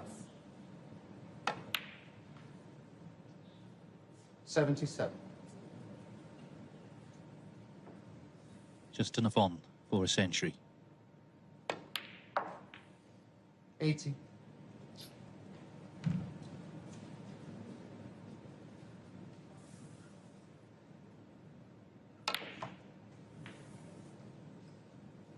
84.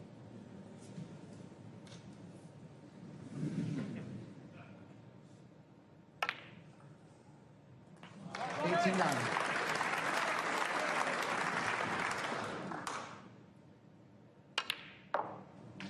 'This is what you call punishment. 95. You oohs and ahs as the white goes close to the cushion. It matters not. The black's in. O'Sullivan's 80th century at the Masters. His highest break of the afternoon. And the quarter-final is level once again at 3-3.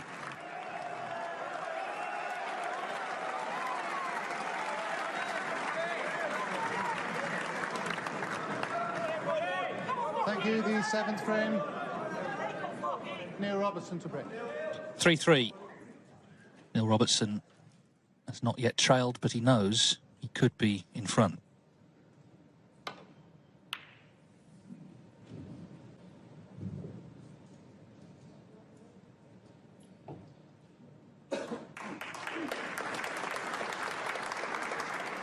Once again, a round of applause for the break-off shot, but I wonder if Ronnie can sneak this red into the centre pocket. It's very thin, but it may be on. Well, just look at that for a shot of the auditorium. I cannot see a spare seat anywhere there.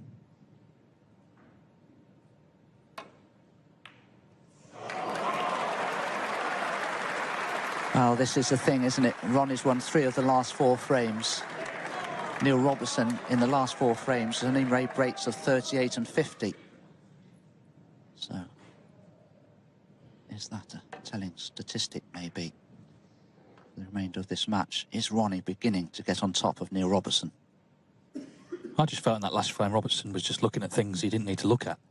And in the end, he lost his way.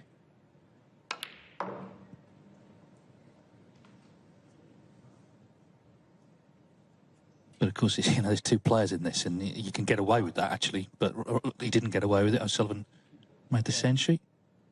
Now, something just didn't bothering him here. Could you just come down, please?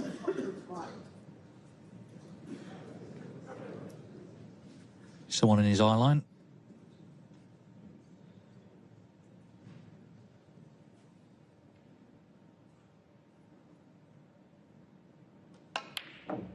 Oh, well, we'll never know, but obviously his concentration was affected there. That was apparent. Never know if we would have potted it but for that.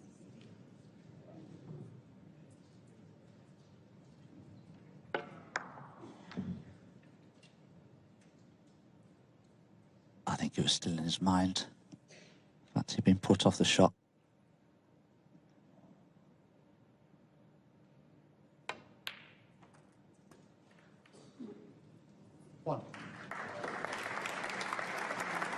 Neil hedged his bets there, was hoping to be on the black. A few cannons occurred, but it's worked out well.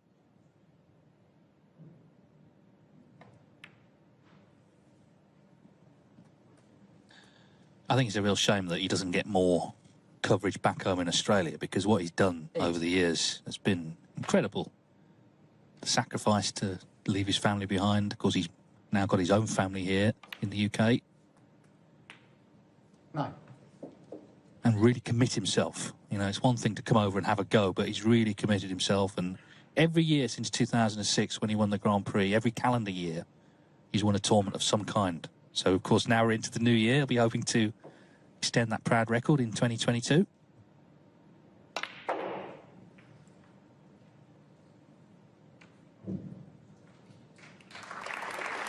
Lovely split. 14. Oh, the best ever. You always hope when you go into the pack of reds at that sort of pace that somehow the black remains in possible positions and, well, it goes into both of its corners. The reds, well, they just couldn't be better. It won't be easy, though, for Neil to get on the black here because of the angle he has on the reds.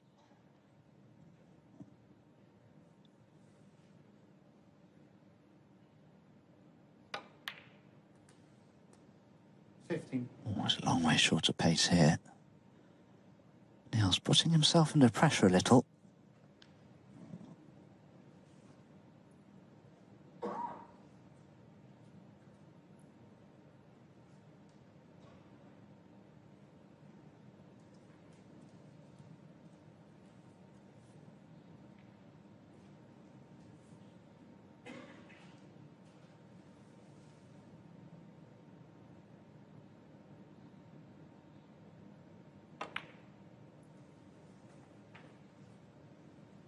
Where's this cue ball going? Very close to the cushion. 20. And there's a lot of pressure on this red. If he drops it in, he's got to trust the table as well because he can't play it with much pace for position on the black. And he knows if he misses it, well, he'll be waiting to pounce.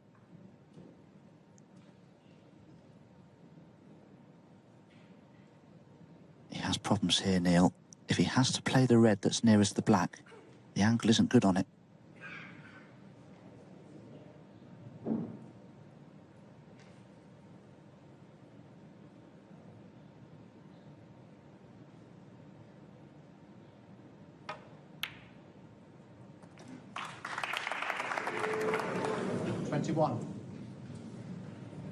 Oh, Dave, this is what can happen. You drop out of position once, it can snowball, and again, he may be on the pink to the centre, but there's a great deal of pressure on it. It's a toughen. Yeah, it's like you're in a hole and you just dig in once you lose ideal position. And it's harder and harder to keep it going. Well, that's an encouraging stat, I guess, but every pot is different, some more difficult than others.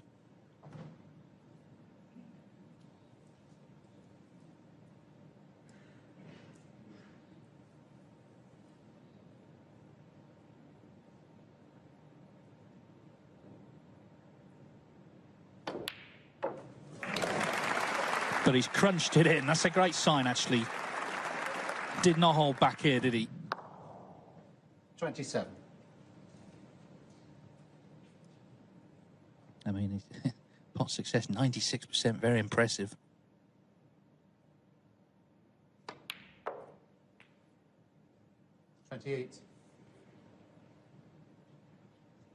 Bit of a sort of journey around the table, this, though, isn't it? Indeed, yes. Jules Verne would be enjoying this frame, this break.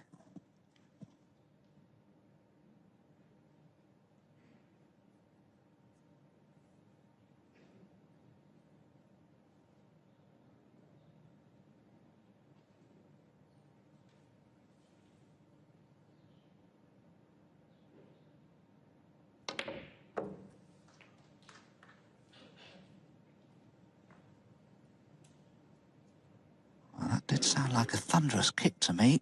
33. Again, the pot's a little more tricky, but positionally, even more so.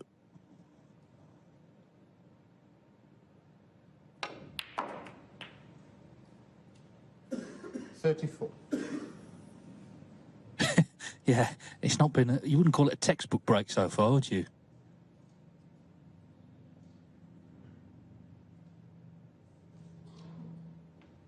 Great potter, though, isn't he, Robertson? I mean, we saw that with the pink that he knocked in this right middle to keep the break going. Can recover these situations with good pots.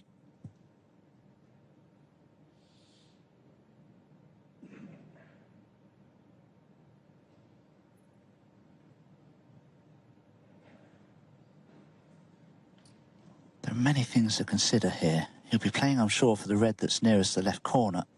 If he leaves himself half ball on it, he may be able to play for the black in the same pocket. The only other option, really, is to leave himself as straight as possible on the red so he can screw back for pink or blue, but maybe the black... Oh, what's he spotted here? Playing the pink. Oh, another great pot. Really was. He's putting himself under so much pressure. But at the moment, he's equal to the task. 40. It was a good sign, considering O'Sullivan took the last frame out with a century when he broke down, that, you know, he's taking his shots on. So it tells you he's feeling good, he's feeling confident, positive. 41.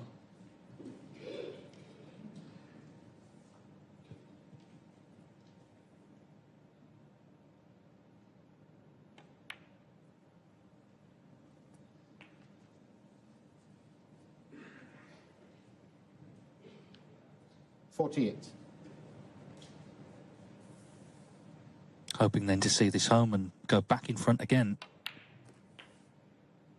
49. Been a bit of an adventure at times, this break.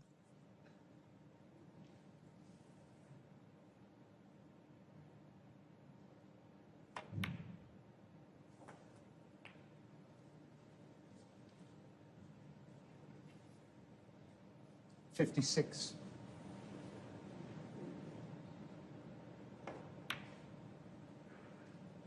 57.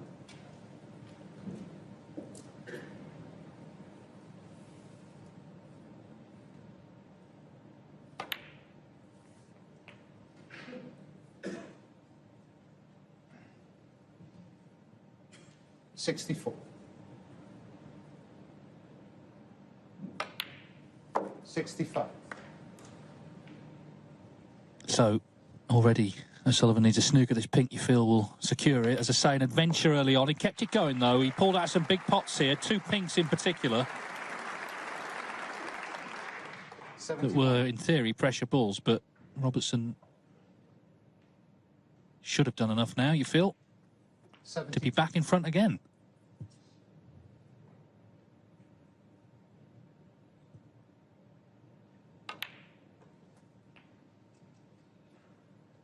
Yeah, he's never been behind in this match. Robertson. Every time Ronnie's come back at him, he's managed to go ahead once more. And this would be a very unlikely century break. Should he go on to make it, it would be his career 808th.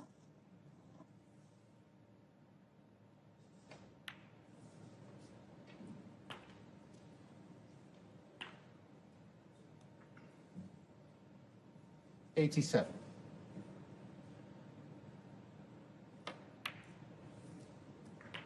88. Yeah, I mean, early on, this could have ended on about 30, couldn't it? But he kept it going, as I say, great potter. So O'Sullivan once again finds himself trailing.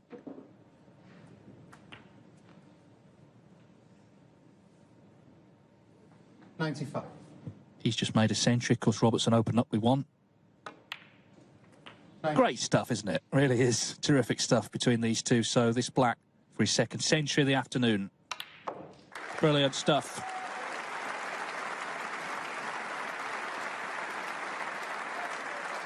$103.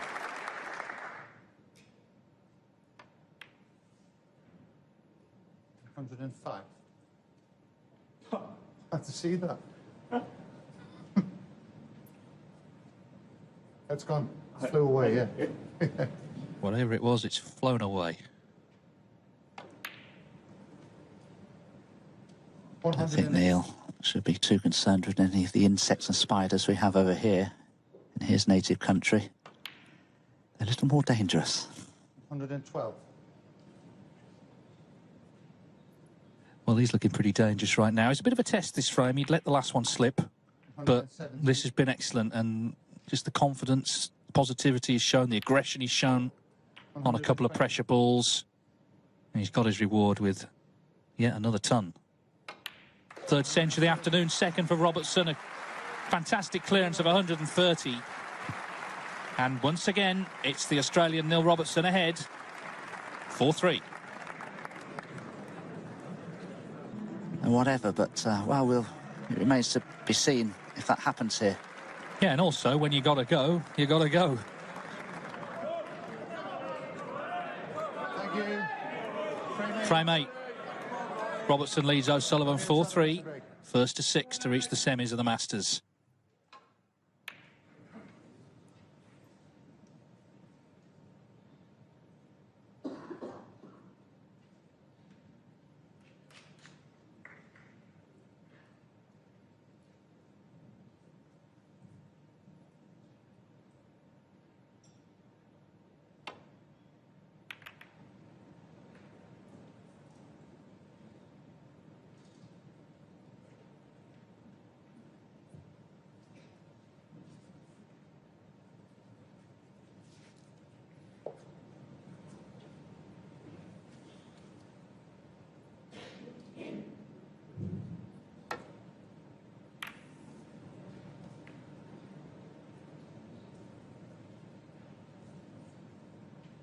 Is that safety from Ronnie going to be good enough? And Robertson will certainly be eyeing up a choice of 2 reds in this left corner. He plays it full-bloodedly, can hold the cue ball in position for the black.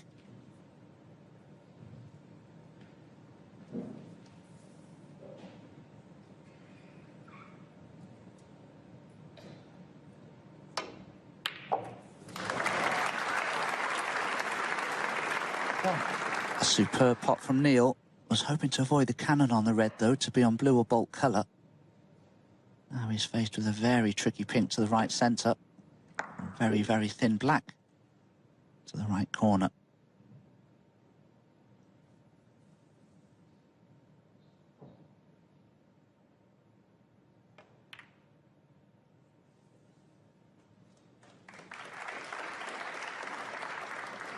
One second, please, Neil. And Vas just asking for a moment to sort the pink out. Pot success gone up to 97%. I mean, that's seriously impressive.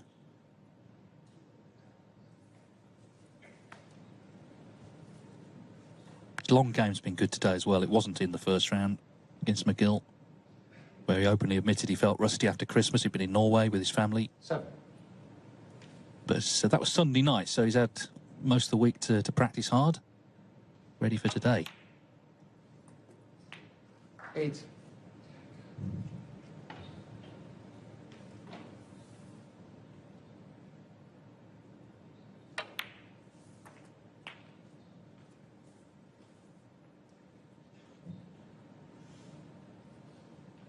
$15.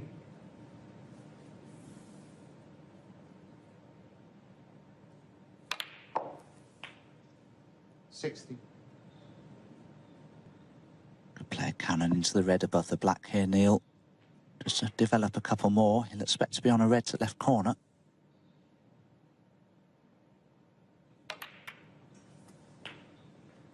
Didn't quite get into the cue ball as much as he'd like to have done, though.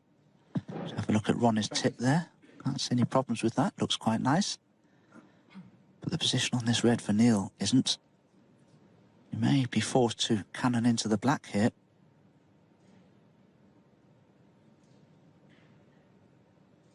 Can he knock it on to the right corner, possibly?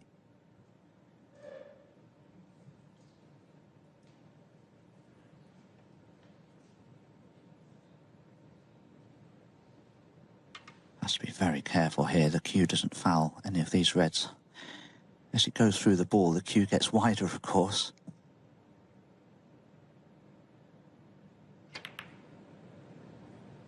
Misjudged it. 24.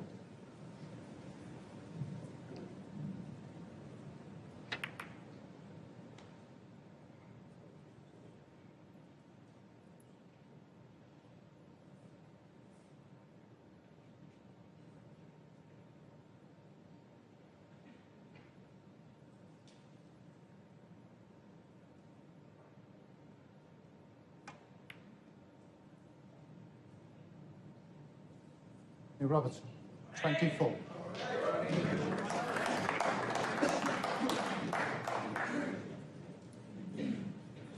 Well, you can see the black was on its way to the pocket there. Neil didn't attempt to pot it. Not a bad safety.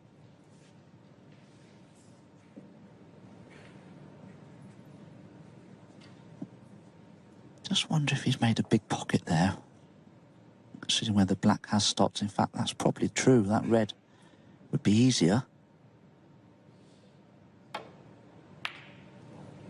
Oh, what an attempt.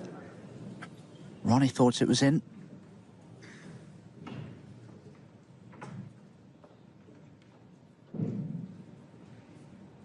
Got very close, didn't he? Oof.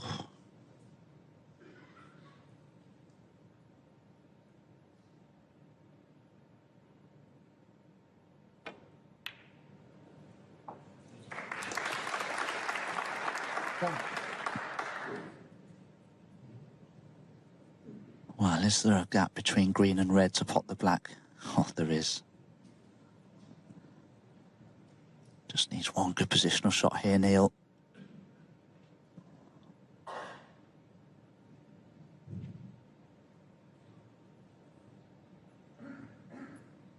He'd love to play a cannon into the pack of reds if he could get into them somehow. I don't think he can, though. Back.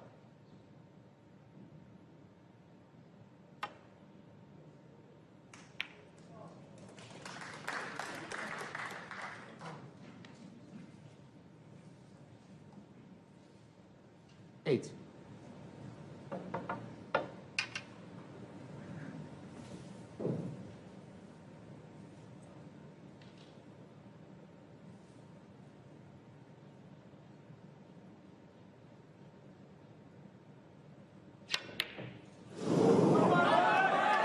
Well, incredible. Well, that's just pressure for you, but one thing I didn't like with Neil there, he was changing his mind on the shot. Always best to get up off the shot and think about things so that when you get down on the shot, you know exactly what your intentions are. He was down on the shot and still undecided there. And could that have led to the miss rather than the pressure?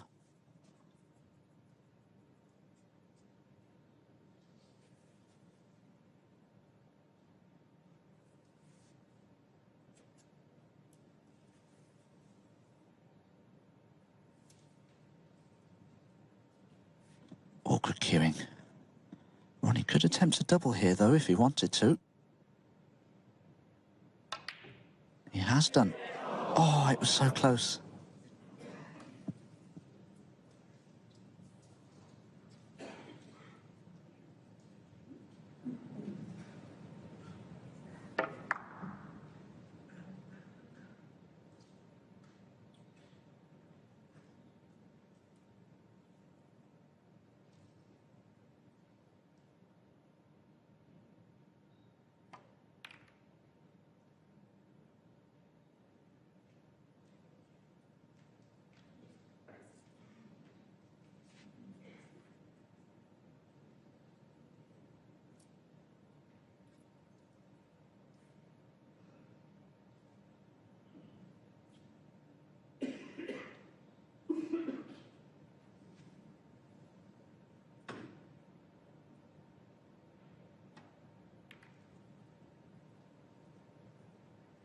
This is quite possibly the most important safety exchange between the two players, given the position of the match.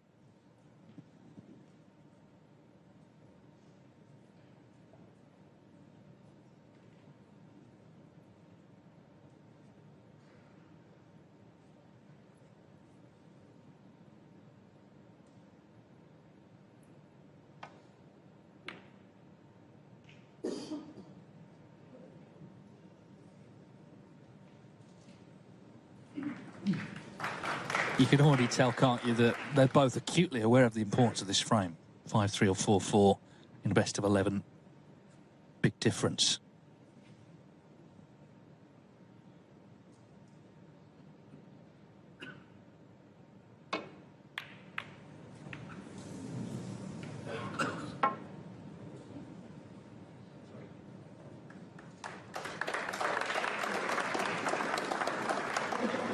Not quite as planned, but he'll take it.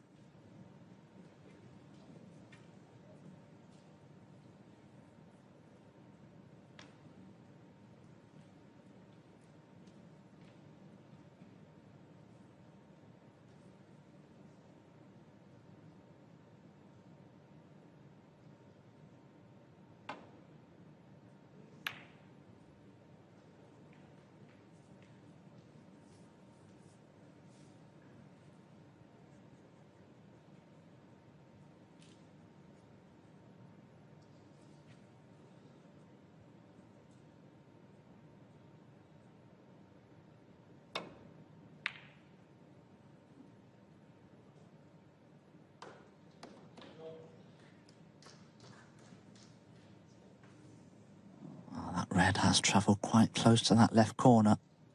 Ronnie has a very good cue ball. Is Neil going to consider this pot? May have to. Can't really leave it there.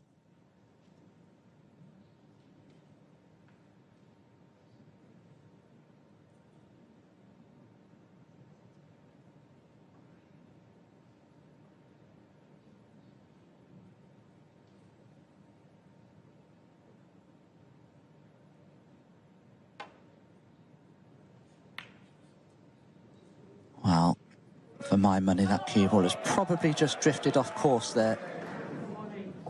Because of that happening, Ronnie has a golden chance.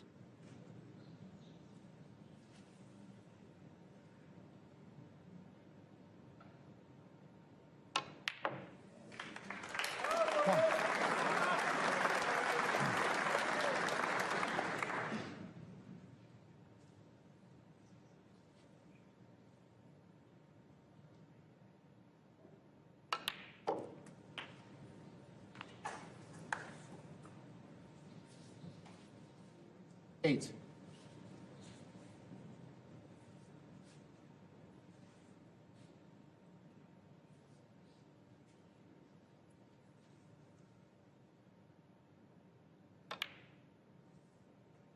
Nine. If ever Ronnie needed to win a frame with an opportunity like this, it's right now. Still 23 points behind, lots of work to do.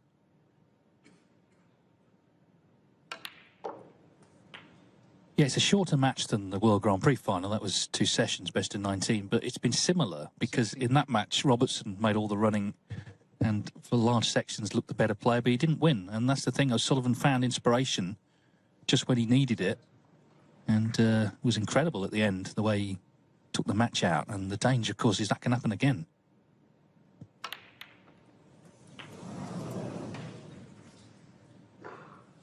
Well, he may still be on a red here. 24. Very fortunate.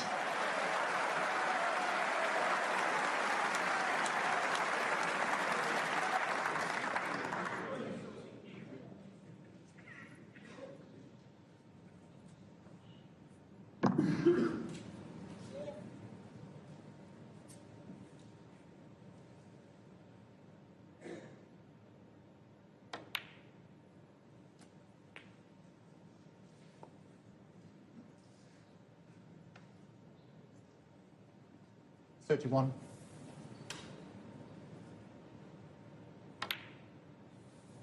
$32.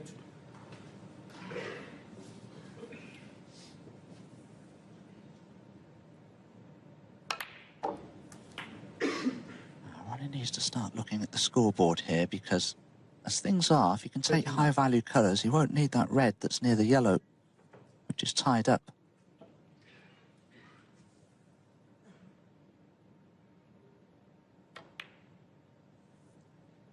$40.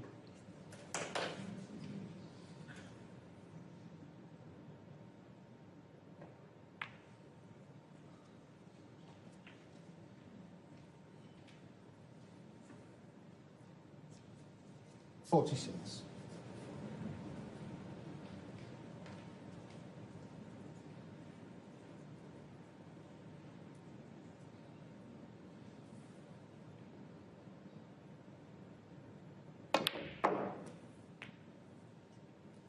$47.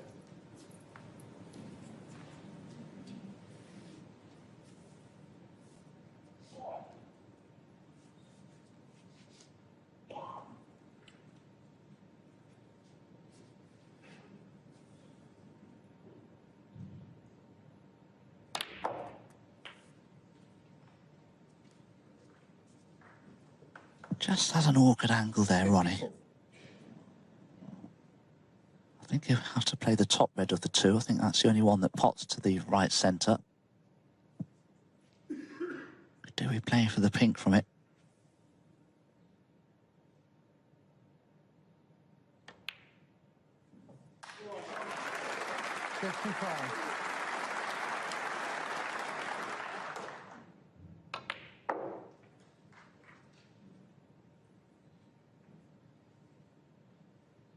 So red and pink, he'd be 36 points ahead.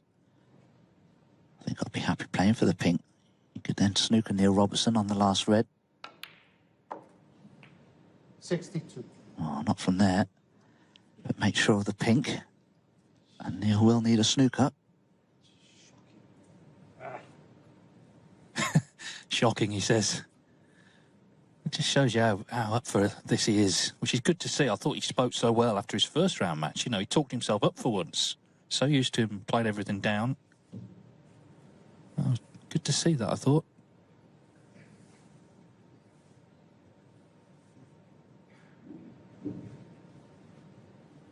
Oh, I don't think that red pots him anywhere. Ronnie just needs to leave himself in a position to play a good safety. Maybe snooker Neil Robertson. Maybe even give himself a chance to put a colour safe.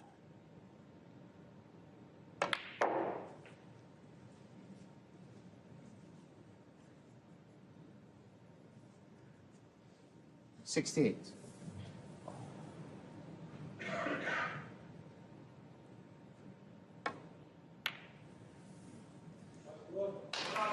Ronnie O'Sullivan, 68. So Neil Robertson requires a snooker, otherwise it's 4-4.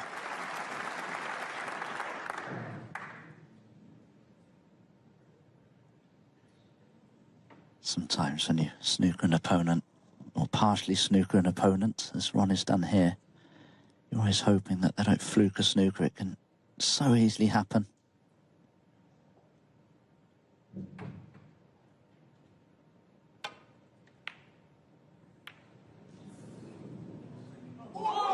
That can also happen. You just leave him in. And just a bit of work on the tip first. Yeah, he's not going to miss this, is he? So these two just can't be separated. O'Sullivan's never been in front, but he keeps on pegging Robertson back. Best of three now.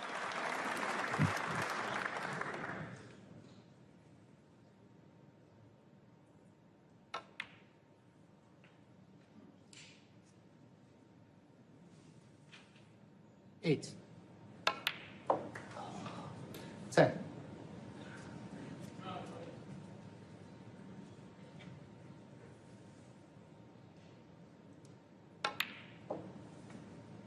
$13.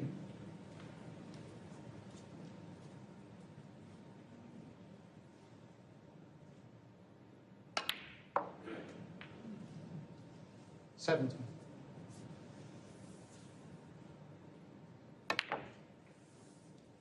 22.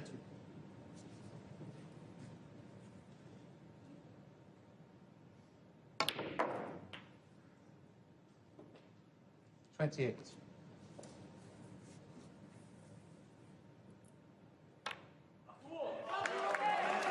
So Ronnie O'Sullivan once again has made it all square here at Alexandra Palace with a possible 3 frames left as the battle for a semi-final spot intensifies.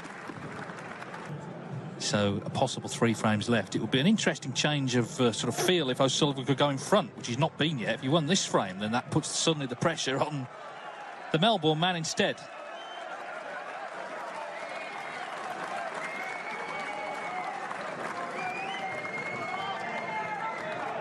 Frame 9 then of an enthralling match here this afternoon at the Alexandra Palace here in London. 4-4.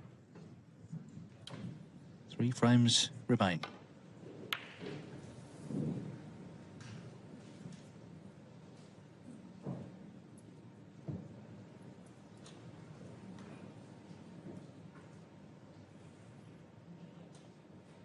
It's so hard to break off these days, the way the tables and the cushions perform, to not leave red on somewhere for your opponent. But if you can get that cue ball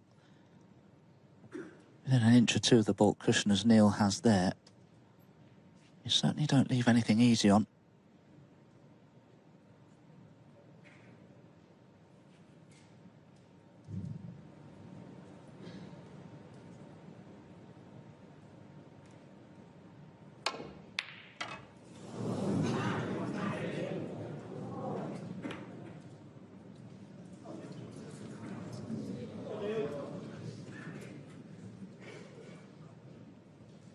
strike that well, Ronnie. Went through the ball okay, but cued across it.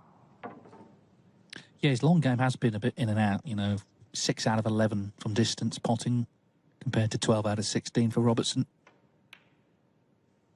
But also now, the pressure's on both, isn't it? You know, we're down at the business end of the match. It's the fight to the finish.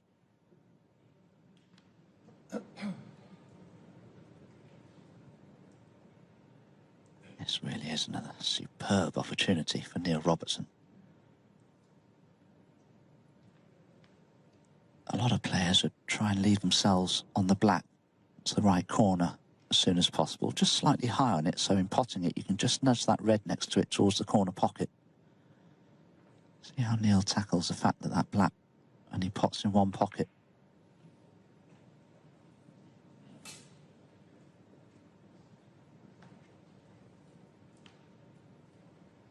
Six.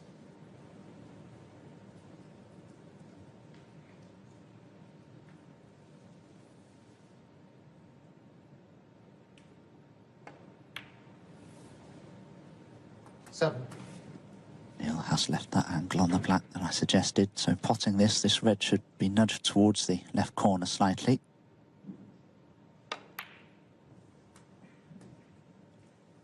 Ooh, but he didn't want it to finish tight against the cushion. 14.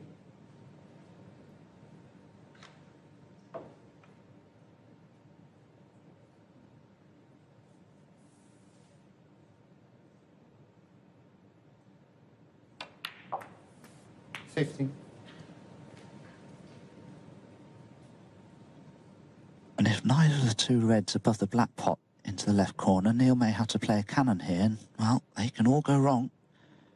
He's just having a look to see if the bottom red of the two will pot. He has to play a cannon. You have to judge it well.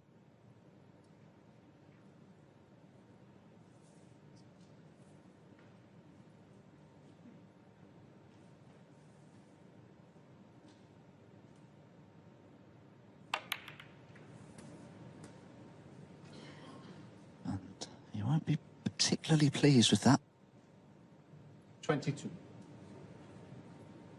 There seemed to have been a lot of frames where he's got in early like this, and then it's just been a struggle to continue. Now, he has, of course, killed frames off, but other times it's gone wrong and he's broken down early on.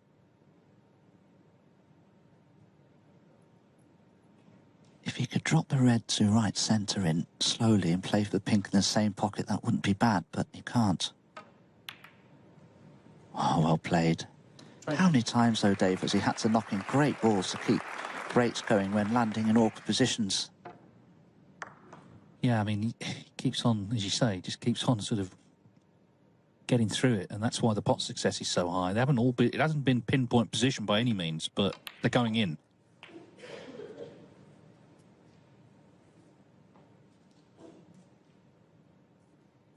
$30.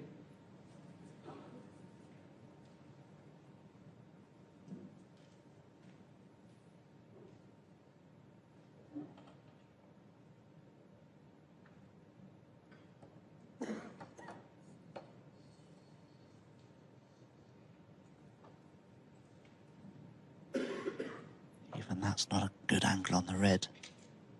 If he plays with the black, he may not be on it quite as well as he'd like to be.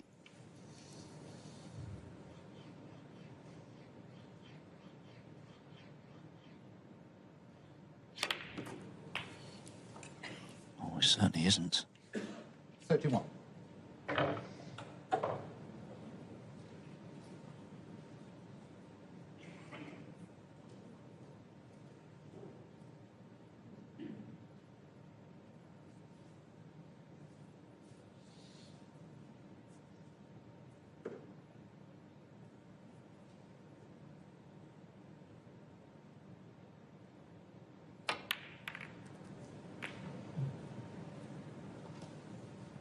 Well, it wasn't on the black, ideally. Played the cannon 38. quite nicely, but like all cannons, they can easily go astray. Still has a thin red to the left corner, but needs to play it with the rest, and these are easily undercut. Just seems to have had so many of these sort of shots today. Can he keep knocking them in?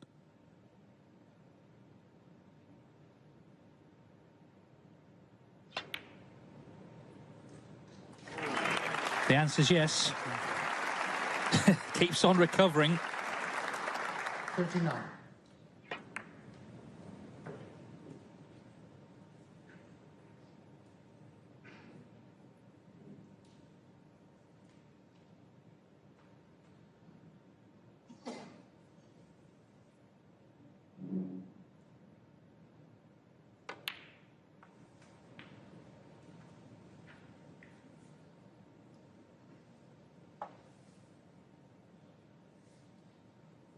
Be behind again.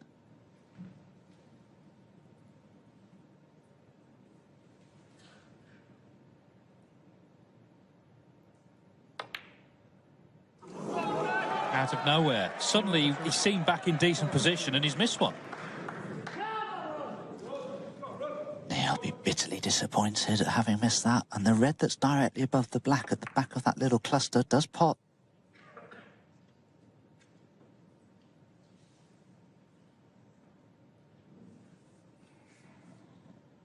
Ronnie can cut a red into the right corner here, can play for green or brown, which takes a little bit of the pressure off the pot.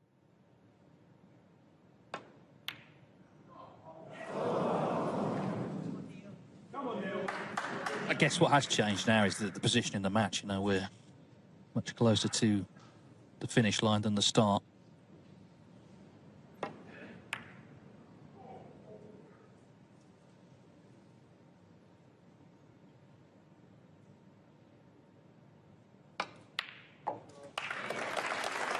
So Robertson wasn't punished for his own unexpected miss. Can he pick up the pieces from where he left off?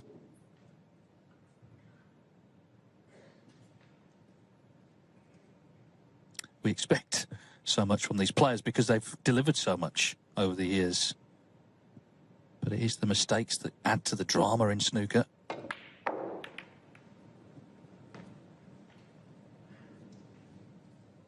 That's another cannon that's gone astray for Neil. Just didn't catch the pink 4-ball enough. It just glanced off it. He's finished in no man's land, really. There is a red to the left centre for Neil, but I don't think the black goes to right corner, so positionally, I don't think it gives him anything.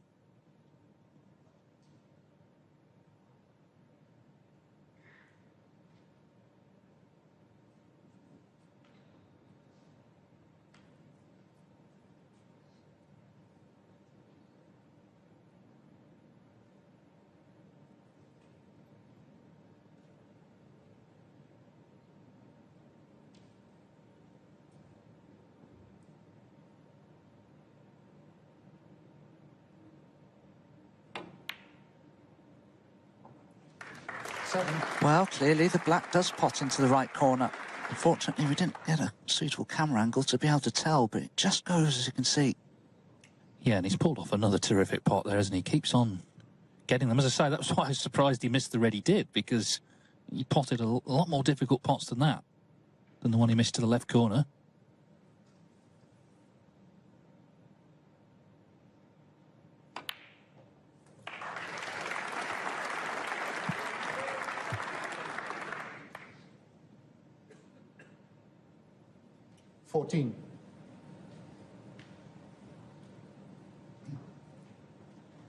So just red colour, red required to once again take a 1-frame advantage and go within a frame of victory. 50.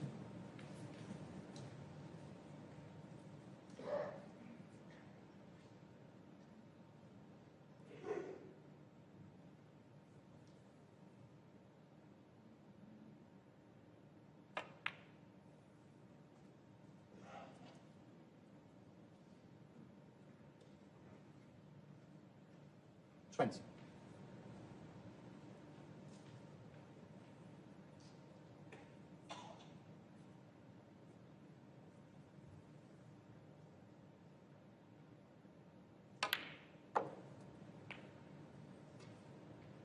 $21.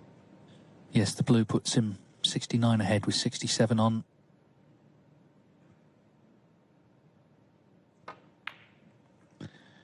Could possibly have been a different story. Of course, he missed that red, but O'Sullivan this time couldn't take advantage. 26. Feels like Ronnie O'Sullivan has been chasing this game all afternoon, and he still is. And now He finds himself, assuming this frame goes to Neil Robertson, which it will with that red, he finds himself a frame behind with only 2 left.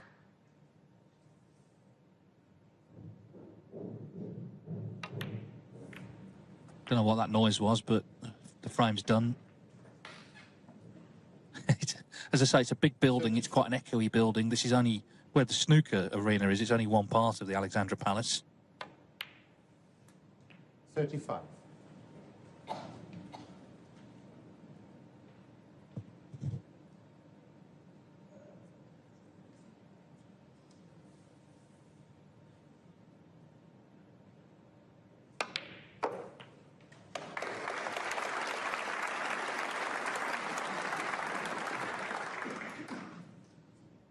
$41. 42.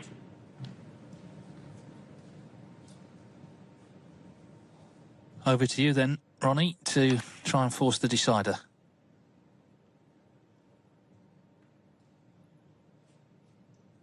$49.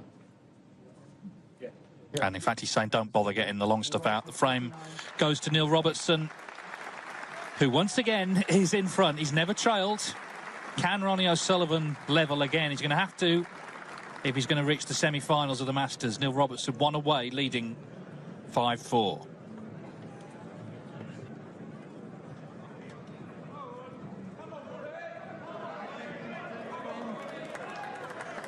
Ronnie O'Sullivan to break.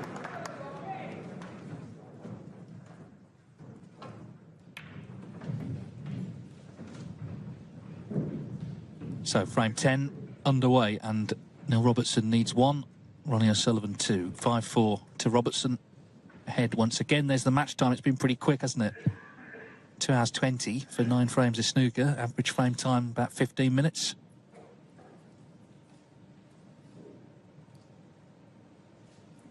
Neil could attempt this red to the left corner and play for the black, but it's risky.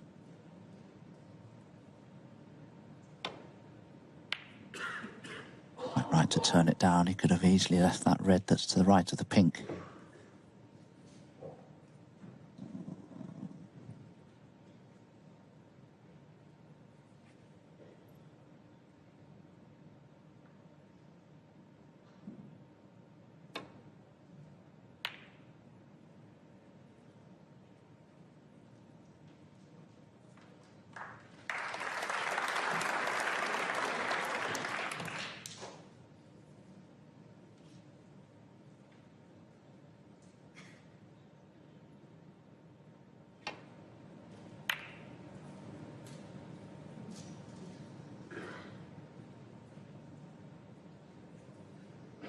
A little short of pace. Has the green just come to his aid there and blocked the red to right corner? It may just go. Very tight.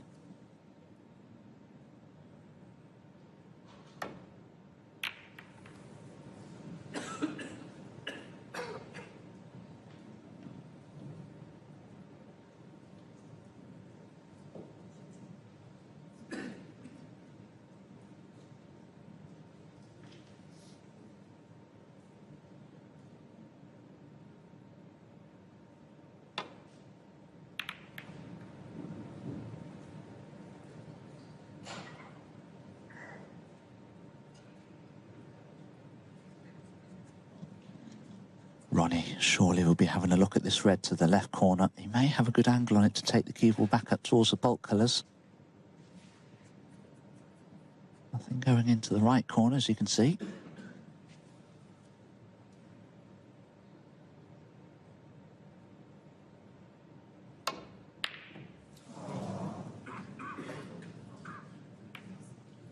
I think the long game has made a difference today because Robertson has been getting in from distance, 12 out of 16. O'Sullivan now just 6 out of 12.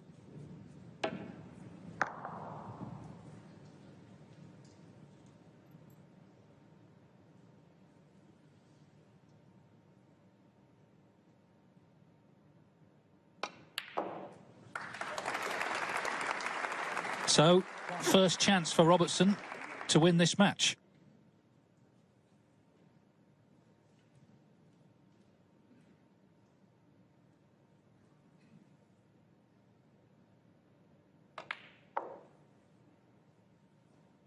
will be pleased to see that pink and black are tied up.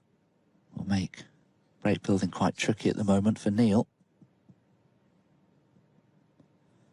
He's already having a look, Neil, to see if he can play for the red that's at sort of 2 o'clock to the black. So that in potting it, he can nudge the other red that's just to the left of the black.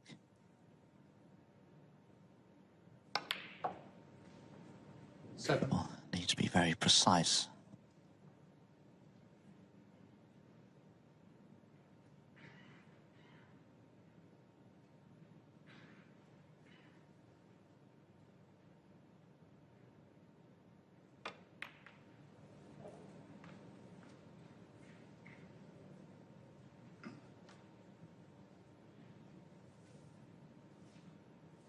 Nine.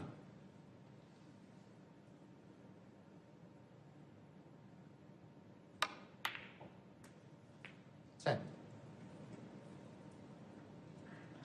It's quite good thinking, that, from Neil, because, as you can see, he's nudged the blue about 12 or 15 inches below its spot, and he may be able to play for that red now that's just by the black.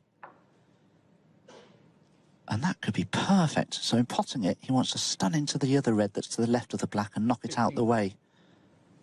And he'll be hoping to be on the black next. 16. And he is.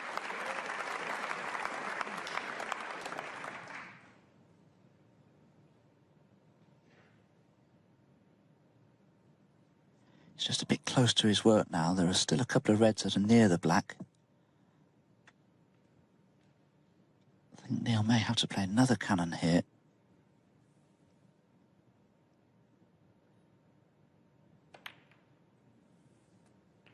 Now, how's this worked out? Straight red to left corner won't be available once the black's respotted, but is he on the one above it? Would appear so. Also choice of reds to the left centre. 24. Oh, he's a little short of pace. He's just about managed to get high side of the blue.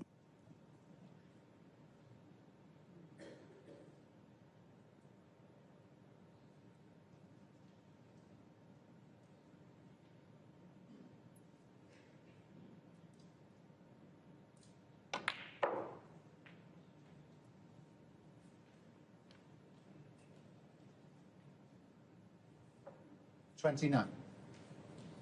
Well, does Ronnie feel that he may have played his last shot in this year's Masters Championship?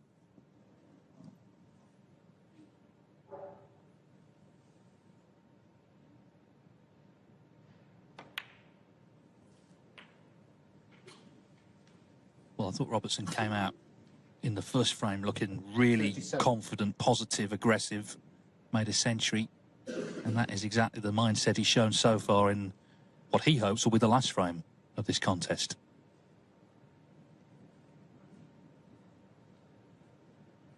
It's in his hands.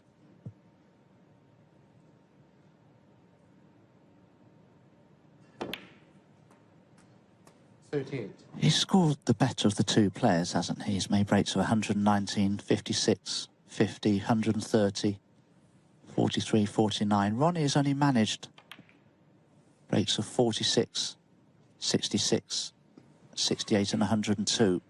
He's made some big breaks, Ronnie, but 45. not quite as many as his opponent Neil Robertson has.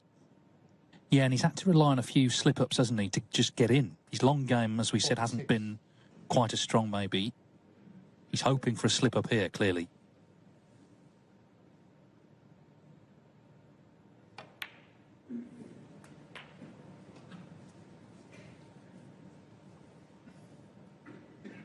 It's a mistake from Neil very quickly.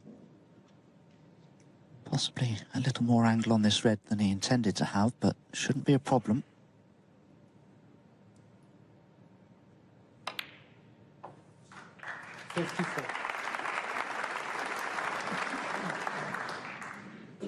It's been a little bit of a theme for him that he's just been losing ideal position at times, but by and large he's kept things going really well. It's been a high standard.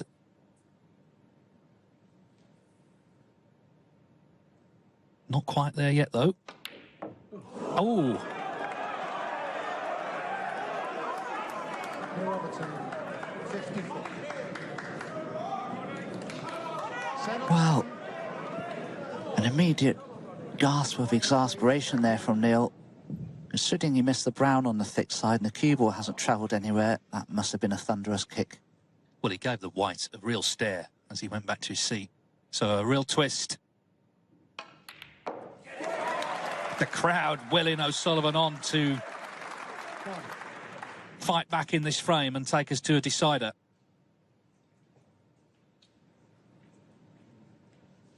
Wow, this is exciting stuff. Ronnie, well, he needs to really hold himself together here. One more mistake will surely be his last.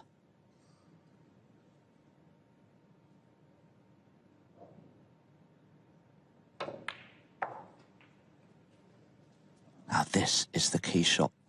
I'm sure Ronnie will want to play for the brown here just to get that back onto its spot and up the table out of the way.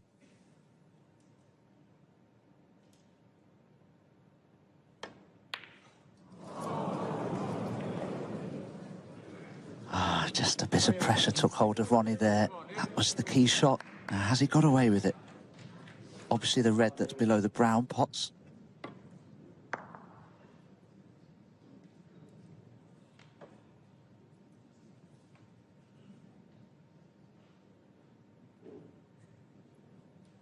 He's put so much work in, O'Sullivan. He's been here every day practising hard. It means a lot to him, this tournament.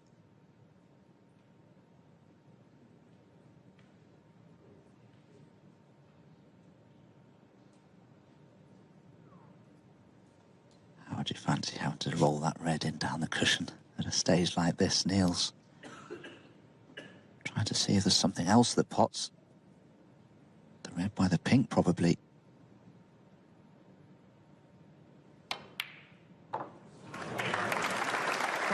Well, that could be the winning shot.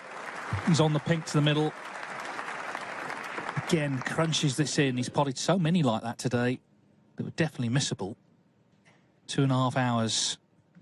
But how much longer?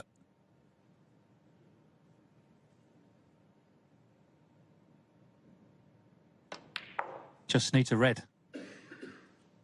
Any win over Ronnie O'Sullivan is one to celebrate, but of course O'Sullivan beat Robertson in the last final just before Christmas, a final Robertson made all the running in. So this will be satisfying for sure.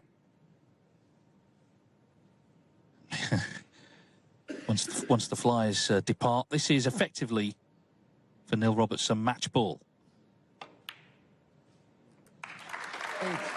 O'Sullivan did have his chance after Robertson got the kick on the brown, but didn't get close to that red to right corner. Neil Robertson, the first winner at Alexandra Palace of the Masters a decade ago. He's going to be in the semi-finals for the 5th time. 12. 13.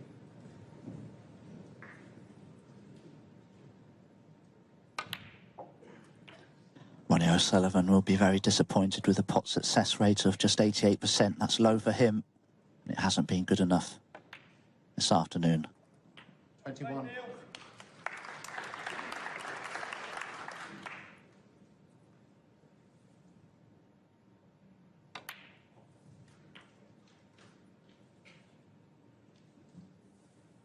$28.